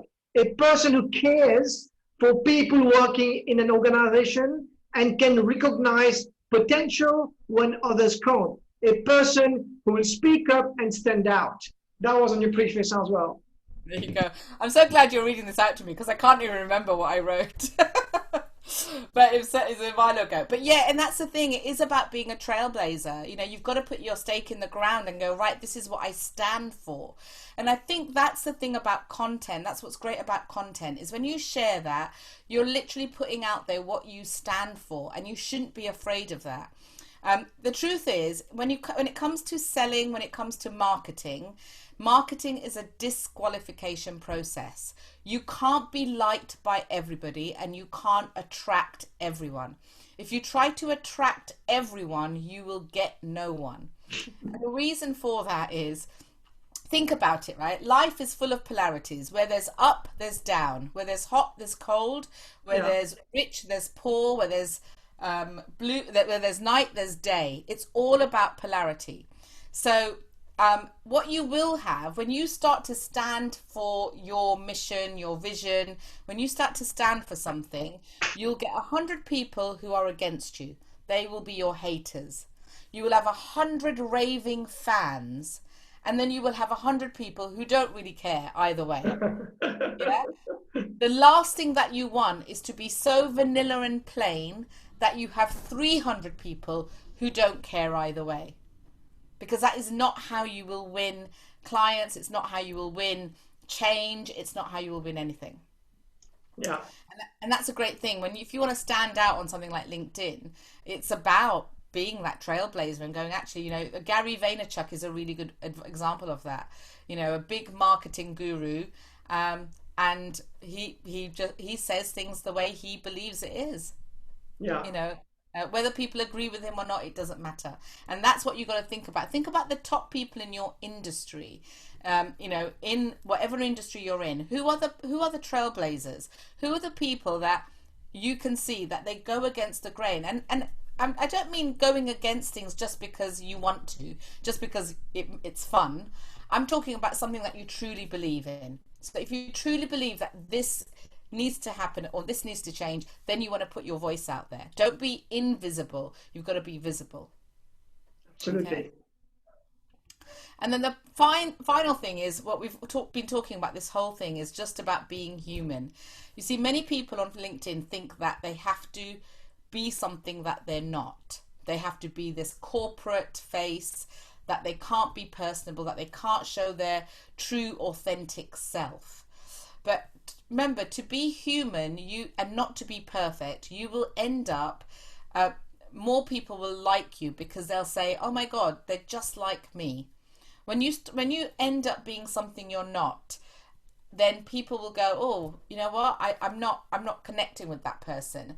But actually they probably would have connected with the real you. Yeah. So it's about being really authentic and being yourself so that, you know, you can stand out from other people. I think it was Dr. Seuss said, why were you born to fit in? Why do you try so hard to fit in when you were born to stand out? Yeah. Wow. But that's what we do, don't we? We try and fit in. We think that we have to fit in. And that goes for if you're starting out, if you're looking for a career, you know, you want to stand out because that's what makes you stand out from your competition, stand out from the other people who are going for the same job, stand out from your competition in your industry. What makes you different? But you still got to show that human side when Absolutely. you stand out. Yeah. So that is all about how to pitch your personal brand on LinkedIn. So that is the first part. There's 2 other parts to go, and I thought we'd take Q&A at this point. Is that a good time to do fantastic. that? I'm just going to stop share, and then at least everybody can see you as well. We've got a few questions coming up, so fantastic. There's a question about, quite interesting question from Dinesh. Dinesh says, your profile can also have a negative impact. How do you change that?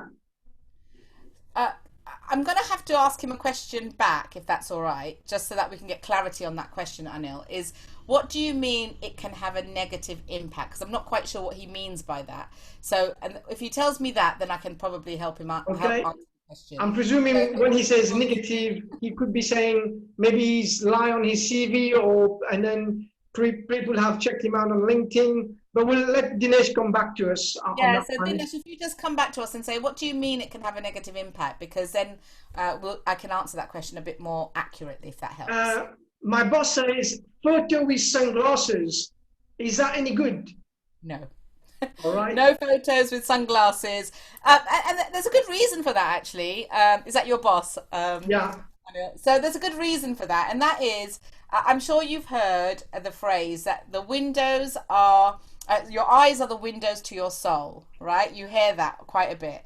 Wow. And I think that's not just in the personal world, it's in the business world as well.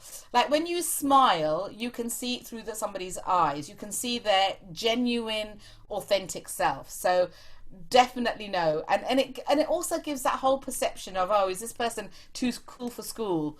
It's like you've got something to hide. If you think about what we call sunglasses, we call them shades. Yeah. So it gives the impression, is this person shady?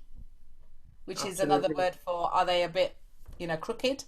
Yeah. Awesome. Thank you very much indeed. We've got Shilpa. Shilpa goes on to say that, I read it somewhere. Hire people for their attitude. A skill can be taught afterwards. Exactly. Yeah, I totally agree with that, Shilpa. And I think that, and when you're interviewing, so some of the best ways that I used to interview when I used to hire people was I'd see their skills on a CV, which is not an issue at all. But what I would do is I would ask them what they would do in certain situations, how they think. So just like you said, Shilpa, their attitude. Because attitude can't be taught. Somebody's approach and the way they think is the way they think. And that can't be taught. That can be molded over time, but it can't be taught. So yeah, absolutely agree with that. Okay, Dinesh reverted back, and Dinesh goes on to say, your personality, your interaction with your peers within the industry, I am talking on a personal level, but not generalizing. So he's talking about, your CV could be linked with your personality, your interaction with peers, and generally your influence in the industry. Okay, so here's my answer to that, if I understand it correctly. Why would you be different to how you are normally? So if you are the kind of person who wants to have a negative impact in your personal life, then ultimately that is at the core who you are.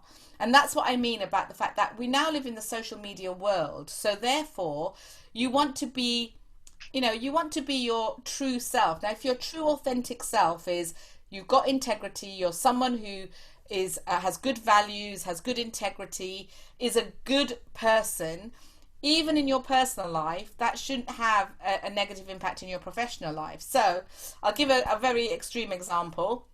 So in that video you saw earlier on, actually, you saw that I was, with friends, we were drinking, we were eating, we were partying, we were doing all of those things. That does not affect badly on me on stage. Because yes, I'm more professionally dressed on stage, we're not being silly, etc. But that's just my fun side of me. But that fun side also comes out in my workplace because people see me as one person. You've got to be the one, and all of us have different shades of us. Yeah. So what you see of me today, on a Sunday I'll be in my pajamas and I'll be playing with my niece. I'll be silly and kiddish. What you might see of me on stage will be different. In terms of just how I how I am in terms of how I am. When I'm with my best friend, I might be different. When I'm with my brothers, when we're watching football, so I'm a big soccer fan. So when I'm with them watching soccer, I'm going to be much more of a tomboy type person. However, at the core, I am me. So when it comes to your LinkedIn profile, yes, there's got to be an element of professionalism because it isn't your Facebook profile. Your Facebook profile, so my Facebook profile, for example, has pictures of my family, has pictures of social events that I go to, etc. Now, interestingly enough, if you checked my Facebook profile out, you would still see me because I've got nothing to hide. However, on my LinkedIn profile, I won't put that many social photographs on. However, every now and again, I'll put a personable photo, or I'll put I might be with my niece and I'll put, hey, just teaching my niece how to do X, or whatever it might be. My brother, he runs a performance marketing agency, he's also an entrepreneur.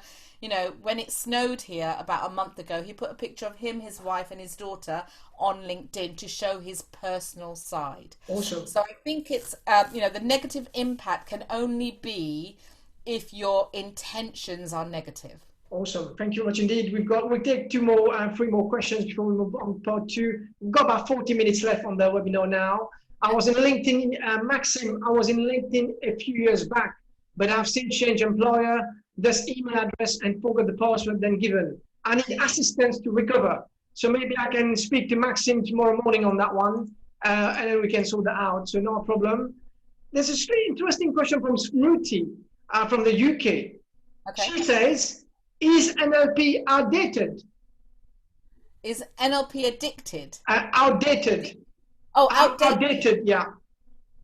I think What do you think? What do you think? Yeah. I think NLP has had a lot of bad press because people think, people's perception of it is that it is, like I said, a manipulative strategy. But it's not outdated. Yes, I learn't it about 20 years ago or 15 years ago or something like that.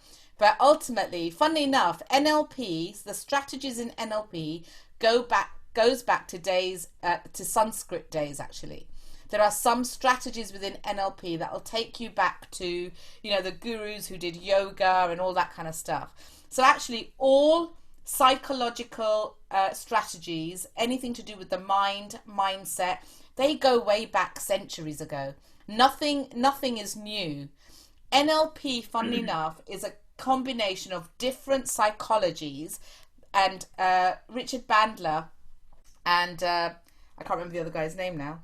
Bandler and his partner who created NLP. Yeah. All they did was they went, let me just take the best child psychology, the best family psychology, the best human psychology. They took all of those together and they just called it NLP.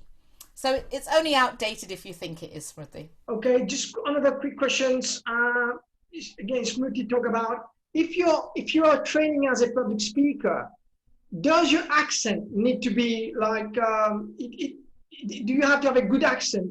Or because we are from, exotic islands, so we've got different accent. We don't, so our accent varies if we speak in English. So what's your thought on that? My number one advice there is no, be you, because everyone else is taken. In fact, in more cases than not, your accent is actually what makes you even more individual and unique, because why should you try and be something you're not? So yeah, no, don't worry about accents. People enjoy it, people understand it. I understand everything that you Anna is saying. Okay. Thank you very much indeed. Just a quick one. We've got David. David says, when you're doing your LinkedIn account and set it up, do you obviously try to expert yourself in a field, or do you put general knowledge? Can you ask that question again? So David says, when you're putting your CV profile in, do you go for like your expertise only, or do you go for just general information? Mainly your expertise. I will be covering this actually in part 2 a little bit more, but mainly your expertise with, because you want to be seen as a particular expert in something. So whatever that expertise is, if you try and be too vanilla in general, you'll start to get people that aren't relevant. Okay, we've got a question again back from the UK again.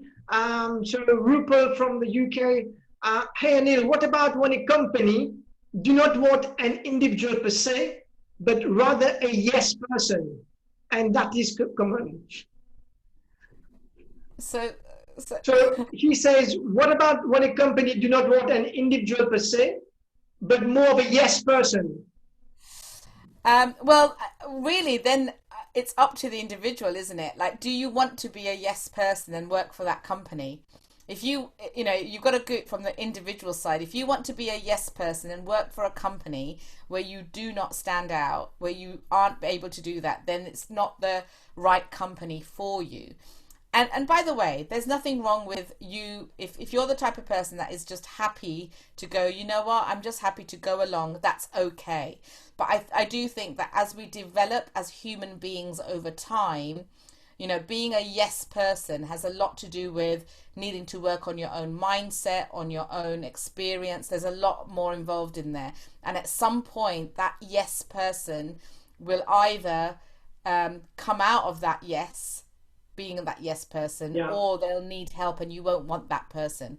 So I think it's just really key. There's a lot more psychological stuff there. Than just being a yes two person. quick questions on that one. Sarita from Mauritius, is it advisable to accept LinkedIn requests from individual you don't know? So yes, it is. As long as they are relevant in your connections, as in they are not just, their experience has nothing to do with what you want. What you want to do with LinkedIn, you want to expand your network with related or relevant connections. So yes, because it's a whole thing about networking. You will, when you go into a networking room, you will talk to people you don't know, and then you'll swap business cards. You're almost doing the same thing here. So yes. Okay, thank you. And then last question, obviously we'll take more question on part 2. Kirstik from Mauritius goes on to say, what is your opinion about LinkedIn Premium? I know LinkedIn would like our money. So what's your thought on that? So first of all, every single mentee who I have trained has made 5 and 6 figures of additional revenue on a free LinkedIn account. So you do not have to have premium. I've always had premium just because I use it extensively. So here's my advice that I give, and I'm going to give it to all of you lot. If you're starting out and you haven't been using it as much, use the free account. There's lots you can do with the free account, and you do not need to pay for it. However, once you start to become more consistent and you can see it working and it works for you, then it's definitely worth getting the premium. Okay. But now you can absolutely make 6 figures or 5 figures of additional revenue without ever having to go on the premium. All right, fantastic. And one more last question again. There's so many nice questions coming up. Rupa, say thank you. You've answered her question. We've got Prakash, who's a senior quantity surveyor in Mauritius. Everybody tries to upload the best image of themselves or of the company that probably not necessarily reflect the reality. How does people generally interpret information on the net remotely? So how do you validate those? Yeah, I mean, the only way, I want to give you a bit of advice actually on that, based on what my own mentor taught me. Now, if you think about it, I'm going to give you an analogy. If you think about it, if your trust has ever been broken, whether that be by a business, in a business situation or a personal situation, if your trust has ever been broken, the only way that you can learn to trust again is to trust. Yeah. Because you can't do it otherwise, right? The only way that you can learn to trust again is to actually go into the action of trusting. So I kind of go with the fact that, I see good in everyone. Yes, I'll do my due diligence when I'm in business. And I think if you're in the construction industry or whatever industry you're working in, banking, etc., ultimately you will always do your due diligence. But I believe in gut reaction and intuition. Like if I'm, like when I met Anil, with a good rapport, I believe him to be a good person, etc. So, straight away there's a gut reaction, isn't there? And so sometimes you've got to trust your intuition. And if you do your due diligence on the more factual side of, finances or whatever, and that all plays out okay, and you feel good with the person that you're doing business with, then it's all you have to do is trust. Might you get let down at some point? Yeah, you might. but that's life. You just gotta learn from those lessons. But yeah, awesome. Thank you very much indeed, Deenita. We now move to part 2. If you can share your screen back onto the Zoom, please. We'll take part 2. We've got about 35 minutes to go. So everybody, obviously, really enjoying it so far. And if you're really enjoying, put your hands up, please. Put any comments as well. I'm really enjoying it. So thank you, everyone, for raising your hands up. Take it away for part 2, Deenita. Okay, perfect. Right, so I'm loving the questions and loving the interaction. So the good news is it tells me that you're all enjoying this, so that's good. So part 2, we're going to look at the LinkedIn success formula. Look, there are 6 strategies specifically that you need to understand and you need to master when it comes to having a marketable and profitable LinkedIn presence. And this also is relevant if you are an employee looking for a job, because like I said earlier on, you know, when you write your CV, you don't want to just write it as a CV anymore. You want to make sure it's always a marketable asset. And that is the same with your LinkedIn profile. So before we go into the 6 strategies, I'm going to talk to you about the 5 fundamental uses specifically of LinkedIn. So the first one is marketing. So one of the 5 fundamental uses of LinkedIn is engaging the right individual with the right message. And that's why both your message, your knowledge, your wisdom, how you put things across on your profile is really, really important. The second, as most of you probably will see LinkedIn as, is recruitment. So it's hiring talent or getting hired. So that's the second. These aren't in any order, by the way. The third is selling. It has never ever been easier to engage with the decision makers. If you think about, you know, decades ago, you had to get through a gatekeeper, a secretary, a PA, somebody to get to the individual. Sometimes if you didn't know the name of somebody, and even today, if you don't know the name of someone, the receptionist might not let you through. Yeah. But selling, LinkedIn allows you to have that closer connection. So engaging the world's decision makers. It's there to build and manage network and relationships. LinkedIn is not a get-rich-quick scheme. Yeah. However, when you do it right and you're consistent on it, it will start to help you manage and build these meaningful relationships and have meaningful conversations. And when I talk about meaningful conversations, I am specifically talking about conversations that sell. And then also discover and follow companies and influencers, because when you start to follow some of the top people in your industry or even outside your industry on LinkedIn, then you start to get noticed by other people as well outside of your industry too. Okay, so those are the 5 fundamental uses of LinkedIn. So here is your specific LinkedIn success formula. Let's look at the 6 specific strategies of LinkedIn. So the first one, which we spoke about a little bit earlier, is all about building your avatar. Okay. Now, your avatar is ultimately your ideal target market. The one thing that most people get wrong on LinkedIn is they have a profile that is targeted at no one. Like I said, it's like a CV. It's just a chronological account of your experience. It's all about you, and it doesn't even speak to your ideal target market. So understanding who your avatar, i.e. target market, ideal client is really important. And it's not only understanding who they are, like the demographics, i.e. you know, how old they are, what level they're at, what job titles, understanding how they think. Because you've got to get into the mind of your ideal client. You've got to occupy, in marketing, you've got to occupy space in their mind, but you've also got to be able to connect with how they are talking, what pain points are they talking about, what problems are they talking, and how are they expressing them. So these things are really important. So the first thing that's really key before you do anything on LinkedIn, even before you build your profile, is understanding who your avatar is. And once you do that, only then can you build a profile that connects with your audience. Because then what happens is when people visit you and they read something, for example, they read your headline, they'll go, oh my gosh, this person is talking to me. They're going to feel that instant connection and instant rapport. So it's really important. The second strategy is all about how you then attract. So once you've done your avatar and you've built your profile, and your profile, if you think about it, is the foundation of your house. So the rest of this whole strategy is going to be the architecture, the rooms, in the design, everything else. But you've got to have a house on a strong foundation, and that's your profile. So after that, once you've got your avatar, you can then start to attract people to your to your profile through great content. And content is absolutely key, because you will then start to be able to be seen as that thought leader.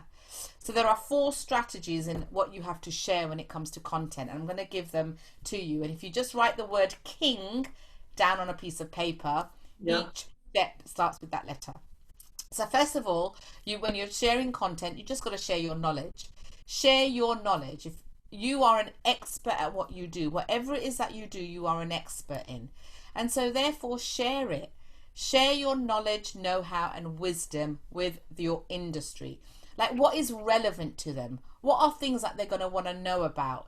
But remember, you're always writing content with your customer in mind, with your ideal client in mind. So that's the first thing, is sharing your knowledge. The second is I, which is insights. Remember, you might have different insights on a particular thing than somebody else might have.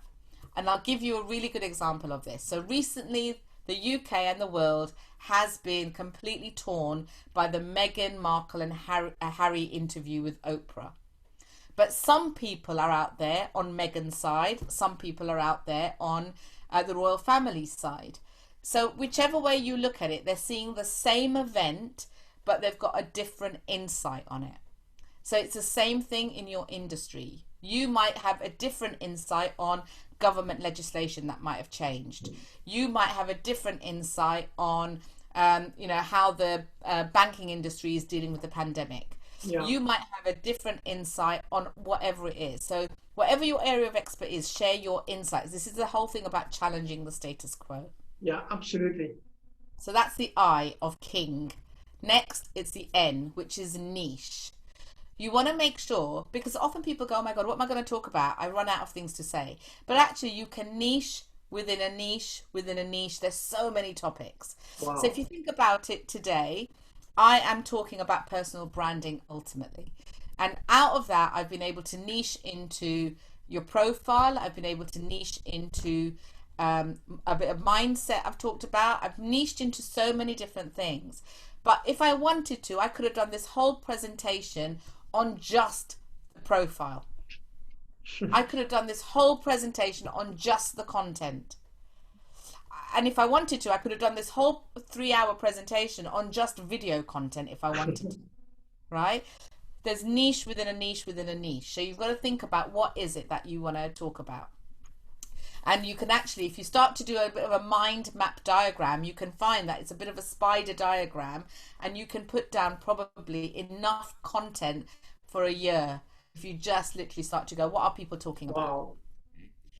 When you start to do that, you start to attract more people into your circle, because now you're putting content out that is relevant for your market, and they're thinking, oh my God, this person knows. I want to read her stuff. I want to read his stuff. I want to hear what he's got to say. I want to hear her opinions. That's where it starts working. Then the third element. So once you've built your profile and you started to share content consistently, and remember, consistency doesn't have to be 10 times a day, every day. Actually, on LinkedIn, you can share just once a day, 3 times a week as optimum. It's all about consistency that is right for you. But once you start doing that, you will then, it's all about, as people start coming into your network, it's about building an affinity. And an affinity is also all about building rapport and relationships and having conversations. And this all helps to build your brand, both your company and your personal brand, because how you approach people, how you adapt yourself, how you have conversations, as long as you're not just selling, you don't become a social spammer. Instead, you become a social seller. And that's by having listening, asking great questions, building rapport, getting them onto a phone call. When you connect with people, send them a message. Don't just connect, don't just press the connect button. Send them an intro message as to why you want to connect with them. Then you might do a follow-up message, which asks them questions about themselves, because it's all about selling. It's actually not about selling people things that they don't want. Selling is all about finding out what problems people have and seeing whether you can solve them. Absolutely. Yeah. And that's what building an affinity is all about, which is why I always say that LinkedIn is not a get rich quick scheme. It's all about how do you build an affinity? How do you build that rapport? And Deenita, just looking at the circle, halfway through the circle, it's a lot of work. It is a lot of work, or it seems a lot of work, but actually these things, and I'll talk about the circle towards the end. I can't wait for the circle to finish. But the good news is that it is a circle, which means it's ongoing. The digital world is, visibility is ongoing. You should never stop being visible. I've changed, industries 3 times now. I started my life as a journalist. I went into recruitment, and I'm now a trainer. And even during training, when I first started training, because of the book that I wrote, I was training recruitment companies in mindset and motivation and selling. And now I'm all about LinkedIn and public speaking and visibility. Wow. So, but it's a consistent cycle, isn't it? But I'm glad we are doing this, because we didn't realize how much, I know you're saying it's second nature and we'll get used to it, but we didn't realize LinkedIn, we could talk about this and do the circle halfway through, and you've already talked half an hour on it. It's just amazing how important LinkedIn is already. It's like, it's paramount. Yeah, it is paramount. Yeah, absolutely. So I'm glad. And this is the thing. I wanted to make sure that I was giving your guys value. So I'm glad you're enjoying it. Yeah. So once you've done these 3 elements though, Anil, like even if you didn't do anything else, you would already start to build a really good following on LinkedIn. However, the key is once you start doing this and your followers and connections start to come through and you start to build relationships, it's then all about how do you advertise? How do you then promote yourself as the ideal organization or company or service to go with? So this is about how do you take them off of LinkedIn and into your own marketing funnel? What lead magnets could you put out? What webinars could your own organization create about your industry? What events could you organize about your industry that captures people's email addresses and brings them into your funnel? Because marketing is all about taking them to the next step. So now that you've got a following, how do you make those followers into subscribers or potential prospects? Yeah. And that's what the lead magnet monetizer is all about. It's all about how do you now start to monetize? And it could be that they just take the first step. It could be that they just become, somebody who's has a meeting with you. They haven't yet decided whether they're going to do business with you, but it's that first step. They want to find out a little bit more about you. They agree to have a phone call, whatever it might be. Yeah. And then when you take them through that, because here's what I believe. And we talked about this earlier on, didn't we? About human to human. Yeah. Whatever happens online must come offline. Absolutely. And that's the magic of Could you say that again, Deenita, for the participant? Yeah, absolutely. Whatever happens online must come offline. Wow. And the reason that is, I remember when I first started my career in recruitment back in 1998, everything was about getting on the phone, talking to people, meeting them for coffee, meeting them for lunch, going to office meetings, and it was actually building rapport that way. Everything was human to human, attending networking events. It was all about the human connection. And I remember 10 years later, still in recruitment, and I would walk into my office and everybody would be behind their computer screen typing away. And I'd be like, get on the phone. Get on the phone and talk to people. And this is the same thing. It's getting off that online platform and going, right, shall we meet for a coffee? Even if for now it's just on Zoom. Let's get on a coffee. Let's get on a telephone call, whatever it might be. And that's when you can then, what I believe is, get into action. Because on LinkedIn, what people do, they do one of two things. They either don't sell at all, so they do all this work, but they don't actually do anything to take the customer to the next level, or they sell too early, which means that they spam, and that's why people get put off. But actually, you want to take action at the right time once you've got them off of the platform and you've engaged in a different conversation with them. Yeah. And then the final part of the circle is all about how do you then remain that authority on LinkedIn. And that's where you can see it starts to be a bit of a circle, because there are so many features on LinkedIn. There's things like the company page. How can you make sure that the company page has a great picture, brand? How do you post testimonials? How do you post company news on there, etc.? Hashtags. How do you get testimonials and what we call recommendations, people endorsing you on your profile? So can you imagine other companies, your competitors, are endorsing you on your profile, which means that other people are looking at that and going, oh my God, we want to work with you because our competitors has just endorsed you. So if they're working with you, we want to work with you as well. Absolutely. New features have come out as a result of the pandemic. So LinkedIn events, you can now run webinars directly on LinkedIn. You can hold events directly on LinkedIn. LinkedIn lives, LinkedIn videos, LinkedIn stories. There's so many features, but it's all about just getting used to what is right for you. And then it is a consistent cycle. You've got to keep going round and round. But the great news is once the main stuff is done, it's just about tweaking it, being consistent, minimum 3 times a week, once a day, and these are the strategies that if you get them right, you will start to turn your connections into long-term paying clients. Awesome. Okay. So what I'm going to be taking you through right now is actually this part, the avatar bar. So this is now the part 3 of this, okay? So this is understanding your ideal client. So I want to give you some actionable steps that you can take away. So I'm going to show you 6 steps, 6 strategies that you can actually just understand, just so that you know how to really get under the bonnet of who your client is. So, and then you can use this information to build your profile, okay? So let's look at your target client and how to identify who they are. Now there's a number of ways that you can do this. You can either think of a client that you already work with, who you think, God, if I had 10 more of these clients, I would be so happy. And so keep them in mind. Or if you've not ever had a client like that, because we've all had clients that have been nightmare clients. So if you haven't had a really good client, but you have one in your head, then you can think of that person. If you are an individual right now who's looking to target employers because you want to get the next job, for example, then what you've got to look at is your target company. What is the ideal type of company that you want to look for? So you can do this exercise even if you're somebody looking for the next job. Okay, so let's look at this.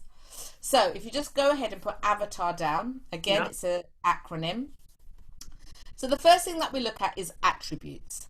So attributes are those descriptive elements about your avatar, your ideal client. So things like, you know, where they're located, how old are they, what's their gender, what kind of level are they, what kind of salary do they have, what type of things do they read, what inspires them, what kind of books do they read, what kind of speakers do they listen to, what kind of conferences do they attend. So these are all the attributes. What is their family lifestyle like? What are their what are their personality traits? That all comes into this part, okay? And that gives you the kind of the who they are, if you like. The rest of this whole process, and this is why the psychology of sales is really important, because when you understand the psychology of your ideal target market, then all your marketing and sales will work for you. And that's why there's 5 other elements, which is about how they think. So the next one is all about values. So this is what you've got to write down. In relation to your service or offering or your product, what is important to your ideal client? So what is important to them in relation to your product or service? So always in relation to your product or service, okay? So what's important to them? Not what is the outcome, but what is the importance of that service? Is it that they want somebody who has an ethical approach? Is it that they want somebody who is who checks in with them? What is important? Do they want a company that is sustainable, for example? Do they want somebody who's all about environmental and green energy type of stuff? Yeah. So what is important to your client about your service, company, or product? The third thing is, what is the outcome? So what is it that they actually want? Yeah. So when they engage in your services, not that, oh, they just want a great development of a project or a building or whatever it might be, but what is it about that building, about that project? What is the thing that they actually want? They want to be seen as X. So aspirations is, what is the outcome that they want? Okay. And that is again in relation to your product, service, or absolutely. Yeah. Now, the fourth element is trust. Online, what can you say either on your profile or through your content that will ultimately build trust with them? Wow. Because remember that your ideal client will have objections to the sale. They will have objections to working with you. So again, I'll give you an analogy of the recruitment industry. The recruitment industry had a very bad reputation. They were, recruitment consultants were seen as commission hungry, CV pushers, all that kind of stuff, right? Yeah. So I knew that when I was putting stuff out on LinkedIn, I had to ensure that I was dealing with those objections in my content. Because the beauty of online marketing and digital marketing today is that people, by the time they get to you on a phone call or a Zoom call, the objections have already been handled. Wow. And that's the beauty of digital marketing. They say that something like 80% of people will have already made their mind up that they're going to buy from you by the time they get on a call with you. They've already made their mind up that they want your service. However, they just want to make sure that you are the right person for them, hence the personal brand. So you have got to handle objections in your content and your sales copy that is out there online. Because if you try to handle the objections during the call, you're more likely to lose the sale. So here I always say, if they were standing right in front of you, what are the objections that they would have, and what would you say to them to overcome those objections? Now what you want to do is implement that somehow in your content. Put videos out of questions that you might have been asked by a client, and put one of the objection questions in there. Start to share your knowledge and know-how that way. And that way you start to build more trust, because they already trust you before they've even got to you. And here's the great thing about LinkedIn. If you are referred to somebody through LinkedIn, or if somebody refers you a client through LinkedIn, they already see that as a trustworthy referral. Absolutely.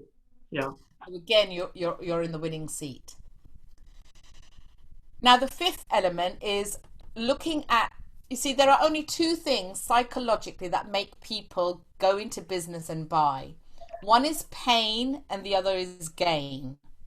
So the gain is covered by aspirations. What is it that they want that you can give them? But the away is about the struggles and the pain. So what is it that they want to get away from? Why do they want to use your service? What is it going to take them away from? And this is where we are able to touch upon the pain points. So maybe there are companies out there who have just had a bad experience with your type of industry, and they want to get away from that. So the recruitment industry they wanted to get away from pushy salespeople. Yeah. They wanted to get away from being forced into a job they didn't like. So I knew that I had to deal with that in my content beforehand, about how I was very much around, what the individual wanted. It wasn't about the wrong job. It wasn't just about the commission. I had to put all of that in my content. And then the final part is you've got to role play what they're saying, because how people express their problems, their aspirations, their values, their objections everybody expresses it differently. Yeah. So you've got to be able to go, these are the words that my ideal client are using. Because when you put those words in your profile, they'll connect with you. Absolutely. Yeah. Yeah. So this is how you can ensure that all your content basically is ultimately going to attract the right type of client to you.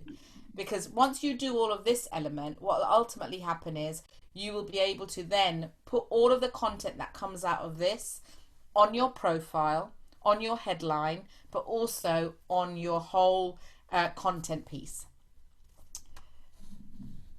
And that is actually the last part. And just quick one, just on avatar, Yes. in terms of the word itself, for us to really remember it. I was just looking at avatar, Googling it. It's an icon or figure representing a person in a video game, internet forum. So it kind of, the avatar is you. It's like, yeah, so when you think of, you think of Avatar, we think of the movie, but actually the avatar, like you said, is a representation of the person that you are trying to attract. So that is what avatar is. It's ultimately the profile, if you like, of your ideal client. It's what they represent. And that's why often using a client that you've already got works really well, because you're like, you know what, if I had so many more people like that, or so many more clients like that, I would be amazed. I would have the best company ever. Awesome, awesome. Can everyone have a big round of applause for Deenita? We're almost getting to 2 hours of CPD talk, which I found it fascinating and incredible talk as well. We'll take some questions, and I've got a few slides before we terminate, as well as Deenita's got also free downloads and how we can approach her in terms of further training. So I'll take a few questions. There was a question from an attendee in terms of profile. Do you need to hire a specialist to do your profile?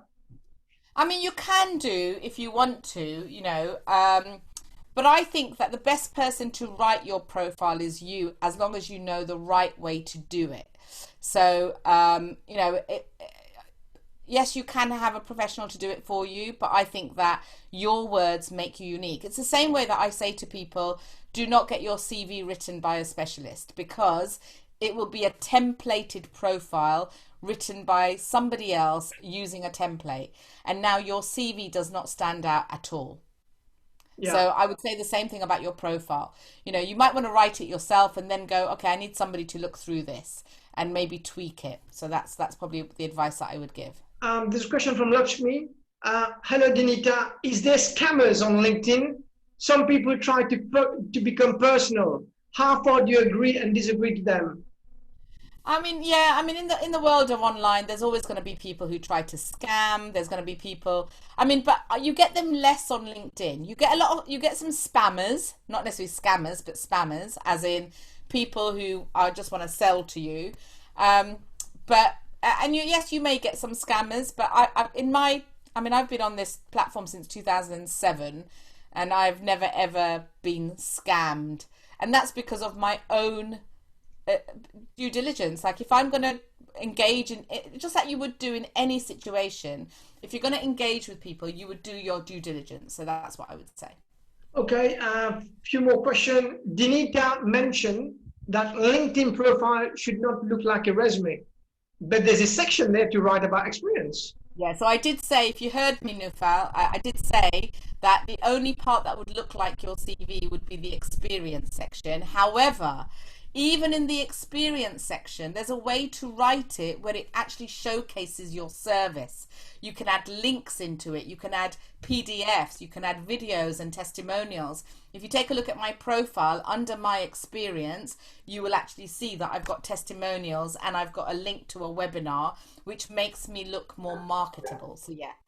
Okay, there's a question about Kevin. I have the impression that sometimes recruitment companies is not able to assess someone's experience and exposure to the industry, but rather focus on qualification and stability in terms of staying longer in the company. Your views, please. I've been out of the recruitment industry for a while, so all I can say is you know, yes, it all depends on each company. They will base it on a number of things like longevity, how long you've been with an individual, etc., individual company, etc. But it's just like, I can't remember who said it earlier on, that, you know, if there are lots of people in the industry who will, you know, it's about challenging the industry, isn't it? I'm no longer in that industry, but there are some really good recruiters out there. It's about finding the right one. And this is what I mean about doing your research, finding out who companies are going for, etc., etc. So yeah.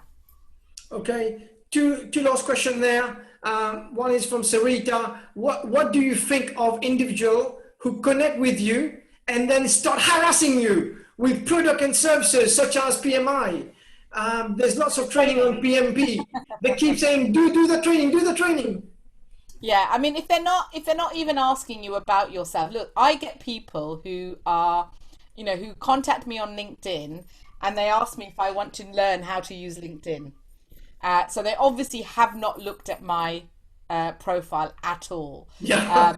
And I think, well, have you not looked at my profile? This is exactly what I do. So yeah, you'll still get them. At the end of the day, look, you can't control the world. Stop trying to control the world. All you can do is control your ability to respond to it. So stop judging other people and how they do things. Instead, look at your own backyard and go, how will I do things differently? So that's what I would say. Okay, thank you. Rupert goes on to say that was an excellent piece of advice. PDF of testimonial, as people don't always have a chance to write a recommendation. And finally, the last question is from Merwin. Ask Deenita the last question. Which team does she support in the UK? Football team. That's football team, by the way, yeah? I know, I got that. I am a Liverpool supporter, so okay. I don't know what people think of that, but I'm a hardcore Liverpool Reds supporter. Yeah. And how do you think the marketing of Liverpool is going right now? Well, at the moment, let's not talk too much about football, right? Better next year. So, Deenita, have a quick breather. I'm just going to share the last few slides before we come to you for final word of wisdom. So we've got about 5 minutes left, everybody, and I'm just going to share the screen now, and just bear with us. So, right, let me just share the screen quickly, and we've got the final last question as well, but I will give that to you in a minute. Right, let's do the poll survey, the last one. The last one is, here we go. So on this one here, how many of you would like to increase your visibility and be on LinkedIn? I apologize for that. I've typed in mistake there. How many of you would like to increase your visibility and be on LinkedIn now that we've seen the presentation? So yeah, how many of you would like to increase your visibility and be on LinkedIn, be honest businesses, and be the avatar, like Deenita just mentioned? How many of you would like to increase your visibility and be on LinkedIn? Please connect. I'll definitely be on it. I definitely need to work on it. I never thought there's so much work. I know it's like Deenita said, but there is things we need to work on just to make sure we're right. So I'm just going to stop there. Most of you have already voted, and I'm going to share the result. What do you think, Deenita, based on your presentation today? Have you been able to convince many of them today? I'm hoping so. I'm hoping it's going to be an outstanding yes. And I think it's also just really important to understand that, look, you know, unlike other platforms, you don't have to be on it 24/7. And that's a great thing about it. So fingers crossed, I've done my job. Okay, here we go. So a whopping 97% says yes, they want to go back on it, when we had around 80% to start with. There's only 3 people who doesn't want to go on LinkedIn, and that's the 3%. 3%. We don't know yet, but you know, we've got there finally after 2 hours of presentation. So yeah, exactly. Everybody, I somehow didn't manage to convince that 3%. So the 3% need to go for further training, which we will be talking about shortly. But let me just finish off my presentation, and then we'll stop the share there. And I've got a few things before we go, everybody. And then I'll share that, and just making sure I've got the video on as well. Right, here we go. So Deenita, can you see my screen? Yes, I can. Okay, awesome. So over to Deenita, we've done that, part 1, part 2 questions. And this is the book which I've talked to you about earlier. Definitely get it, it's quite cheap, it's £8. And I think it's about $5 if you convert the pound in. So this is some of the quotes where Deenita mentioned, you always need a mentor who is willing to stretch you to heights you never thought you could reach. For me, this person is undoubtedly Andy Harrington. Through his mentorship, training and friendship, my perspective, purpose and passion has evolved to a level that shows me my potential is limitless. Another great quote there, when you enter the world of recruitment, the book is on recruitment, but I think it applies to everybody. The role itself is one that exposes you, both good and bad. You're discovered for everything you're brilliant at and exposed for all part of you that aren't yet. And these part of you are simply fears of rejection, being wrong, the unknown failure, being judged. I believe fears are there for you to overcome. As Susan Jeffers' famously titled book says, face the fear and do it anyway. Your recruitment career will soar, and that applies for everybody, engineering, architecture. Yeah. There's a nice quote there, whatever it is for you, live it, breathe it, and show it. I agree with that one. And then there's another quote as well, be yourself, be hungry, be motivated, and have the desire. Also be your genuine true self. People buy into people, as Deenita mentioned, and as Zig Ziglar says, they will do business with you when they both like and trust you. Stay genuine, stay authentic, and ensure integrity in everything you do. You will survive in the industry for a lot longer for all the right reason and have clients asking you for by name. Another great quote, there's no failure, only feedback. I love that one. And then finally on my last slide, many of life failures are people who did not realize how close they were to success when they gave up. Many of you watching right now, I've got 180 of you watching, 182. We've got to where you are. And as Thomas Edison, he puts in months of physical exercise, hours of perseverance and minutes of pain as he rehabilitated himself at a time when the medical profession had given up hope. My dad, KP, what's the K then, Deenita, for your dad? Kantilal, actually. Kantilal. Kantilal. Yeah, that's my dad's Deenita Pattni, yeah? Yeah. So Deenita's dad, exhausted and tired, where others would have said no more instead of strive for more. And within 18 months, Deenita's dad had beaten the odds. He had taken his first step and started walking again. Within 2 years, he started business from home and restored within the man he always was. My willpower, my dad, it doesn't matter how many times you fall, only how many times you get up. He taught me that. And again, on that book there, training isn't just for Christmas, guys, but it's for life. Deenita Pattni. And finally on this one, consistency builds trust, trust builds credibility, and credibility builds your personal brand. Again, this on all these books there as well. And finally, I had to put that in. By investing your time in reading this book, just like the seminar today, you're already ahead of many in your industry. The truth is, your own personal development never stops. If you think you're already the best and the finished article, trust me, just thinking the way proves you're not. The true trait of a successful individual is a consistent thirst for knowledge, wanting to know more, learn more, improve, and have an open mind to receive. That's the sign of someone who thrives for success. That's a sign of you, right? So I'm just going to show you a video before we ask for the final thought of Deenita, and I'm just going to go back to the share and go to the video as well. So just bear with us. I'm just going to go to the video now. If you can hear the sound and obviously see the image, please put your hands up. Off we go.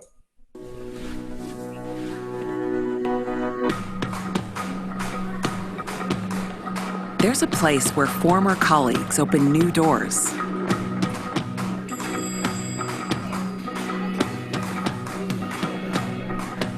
Where relationships pave the way to accomplishments. And the right piece of information crosses your path at just the right time.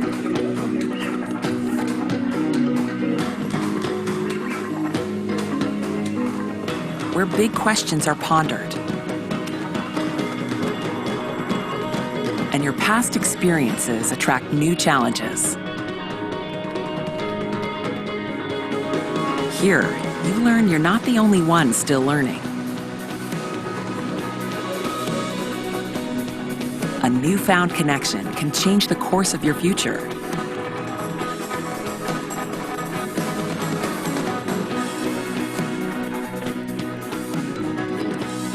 An inspiration of all kinds travels fast and far.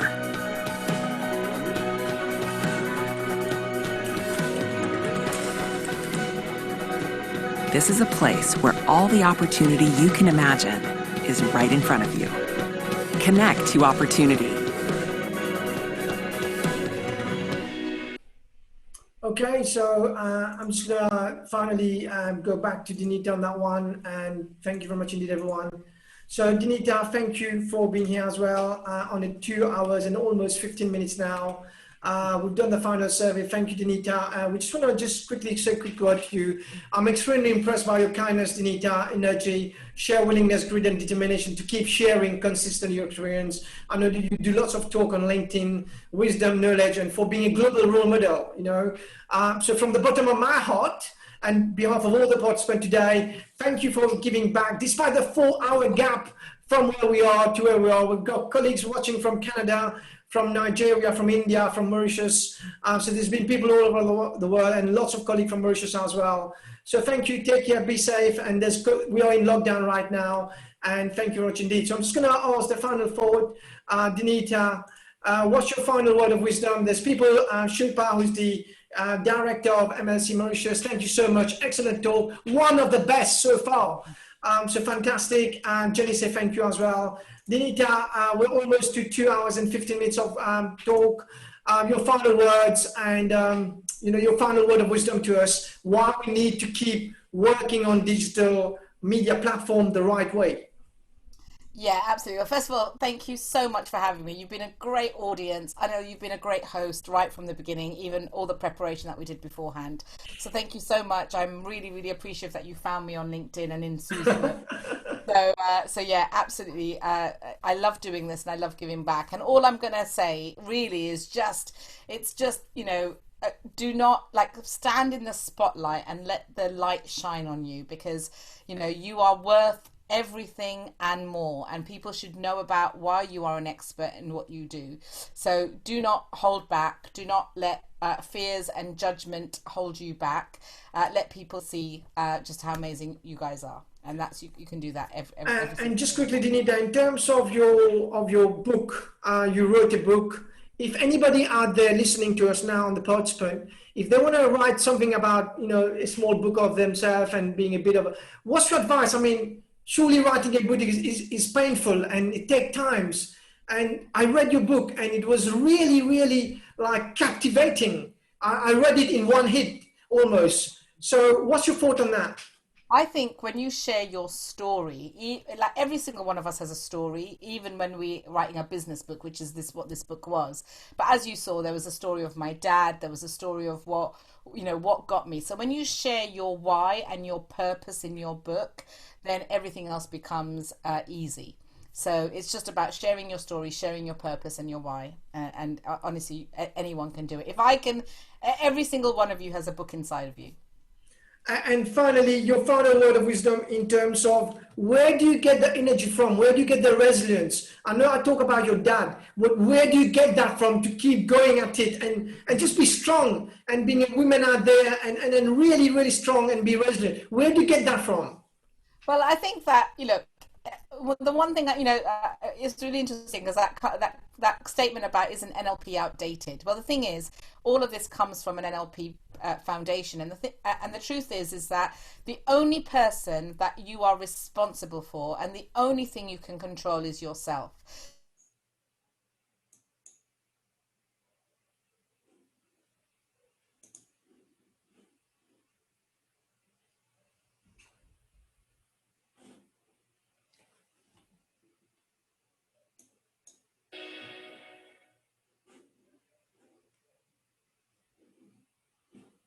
Can you hear us, Deenita? I think Deenita's gone. Grammar and spelling. If you can hear me, please, can you put your hands up? I think Deenita's probably gone. Yeah, I think there's been an internet connection.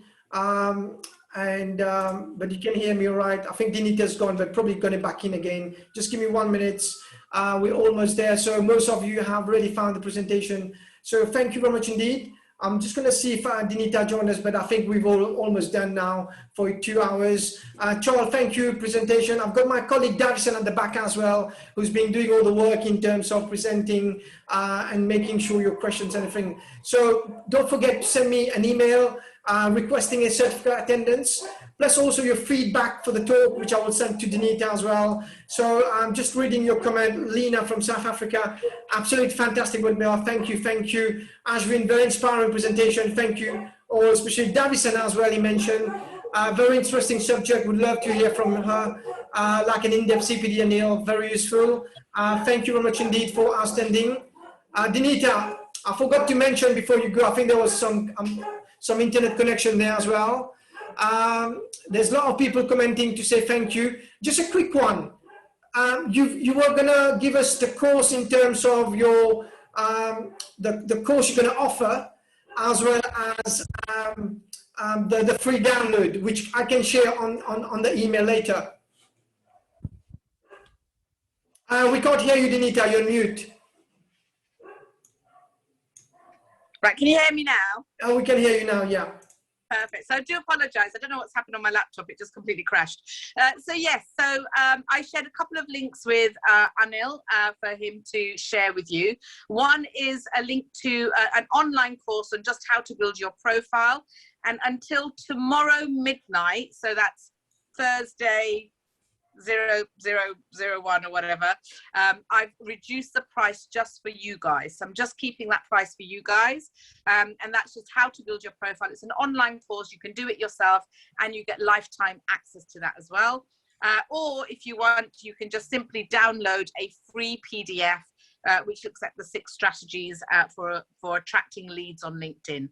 So I've shared both of those things with Anil. Yeah, I'll share that with you on the email. Don't forget to email me your name, so then I can issue the certificate attendance. And also, please give all your feedback, which I'll forward to Deenita. Deenita, just quick one. I'm going to read the comments here after 2 hours and 15 minutes of CPD talk. Sajad from South Africa, stunning webinar. Avatar, thank you. We've got Trish Shaw, who's a valuer. Great talk. I learned a lot and we'll use it to the best. We've got Yasan from Canada. Thank you for an excellent presentation and talk. We've got Ola, learn a lot, Anil, thank you. Sweetie Ramdeen from Mauritius, thank you for this awesome content. Keep them coming. Jessica, I believe from South Africa, loved it, thank you. Nilasis, thank you. Zafir, thank you very much for this outstanding presentation. Christopher, very, very interesting subject. Would love to hear from her on the subject, like an in-depth CPD, Anil. Thank you very much indeed. So, Charles, great presentation, Deenita, and great work. Lena, absolutely fantastic work. So thank you very much indeed, everyone. I wish I could be here. 160 of you are watching right now. And I thank my colleague at the back who's been doing all the streaming of the questions and everything. Deenita, we can't thank you enough. And thank you very much. We are blessed to have you. We'll be connecting with you on LinkedIn. And I can't thank you enough to give you time. I contacted you. You could have said, no, I'm not interested. But you said, Neil, look, let's have a talk on WhatsApp. We did it. And today is my 40 seconds webinar. I'm 42 years old and it's my 42nd webinar. I'm actually thrilled and over the moon. So thank you very much indeed. Getting it all big. I'm going to try to use LinkedIn as much as I can. Thank you very much indeed. So everyone, can you have a big round of applause for Deenita, please? A big round of applause for her as we say thank you to her. From the UK and from wherever you are. So thank you very much indeed, Deenita, and everyone else. Thank you. Thank you very much. And we keep in touch on LinkedIn. Thank you very much indeed, everyone. Absolutely, absolutely. Bye. Okay, bye.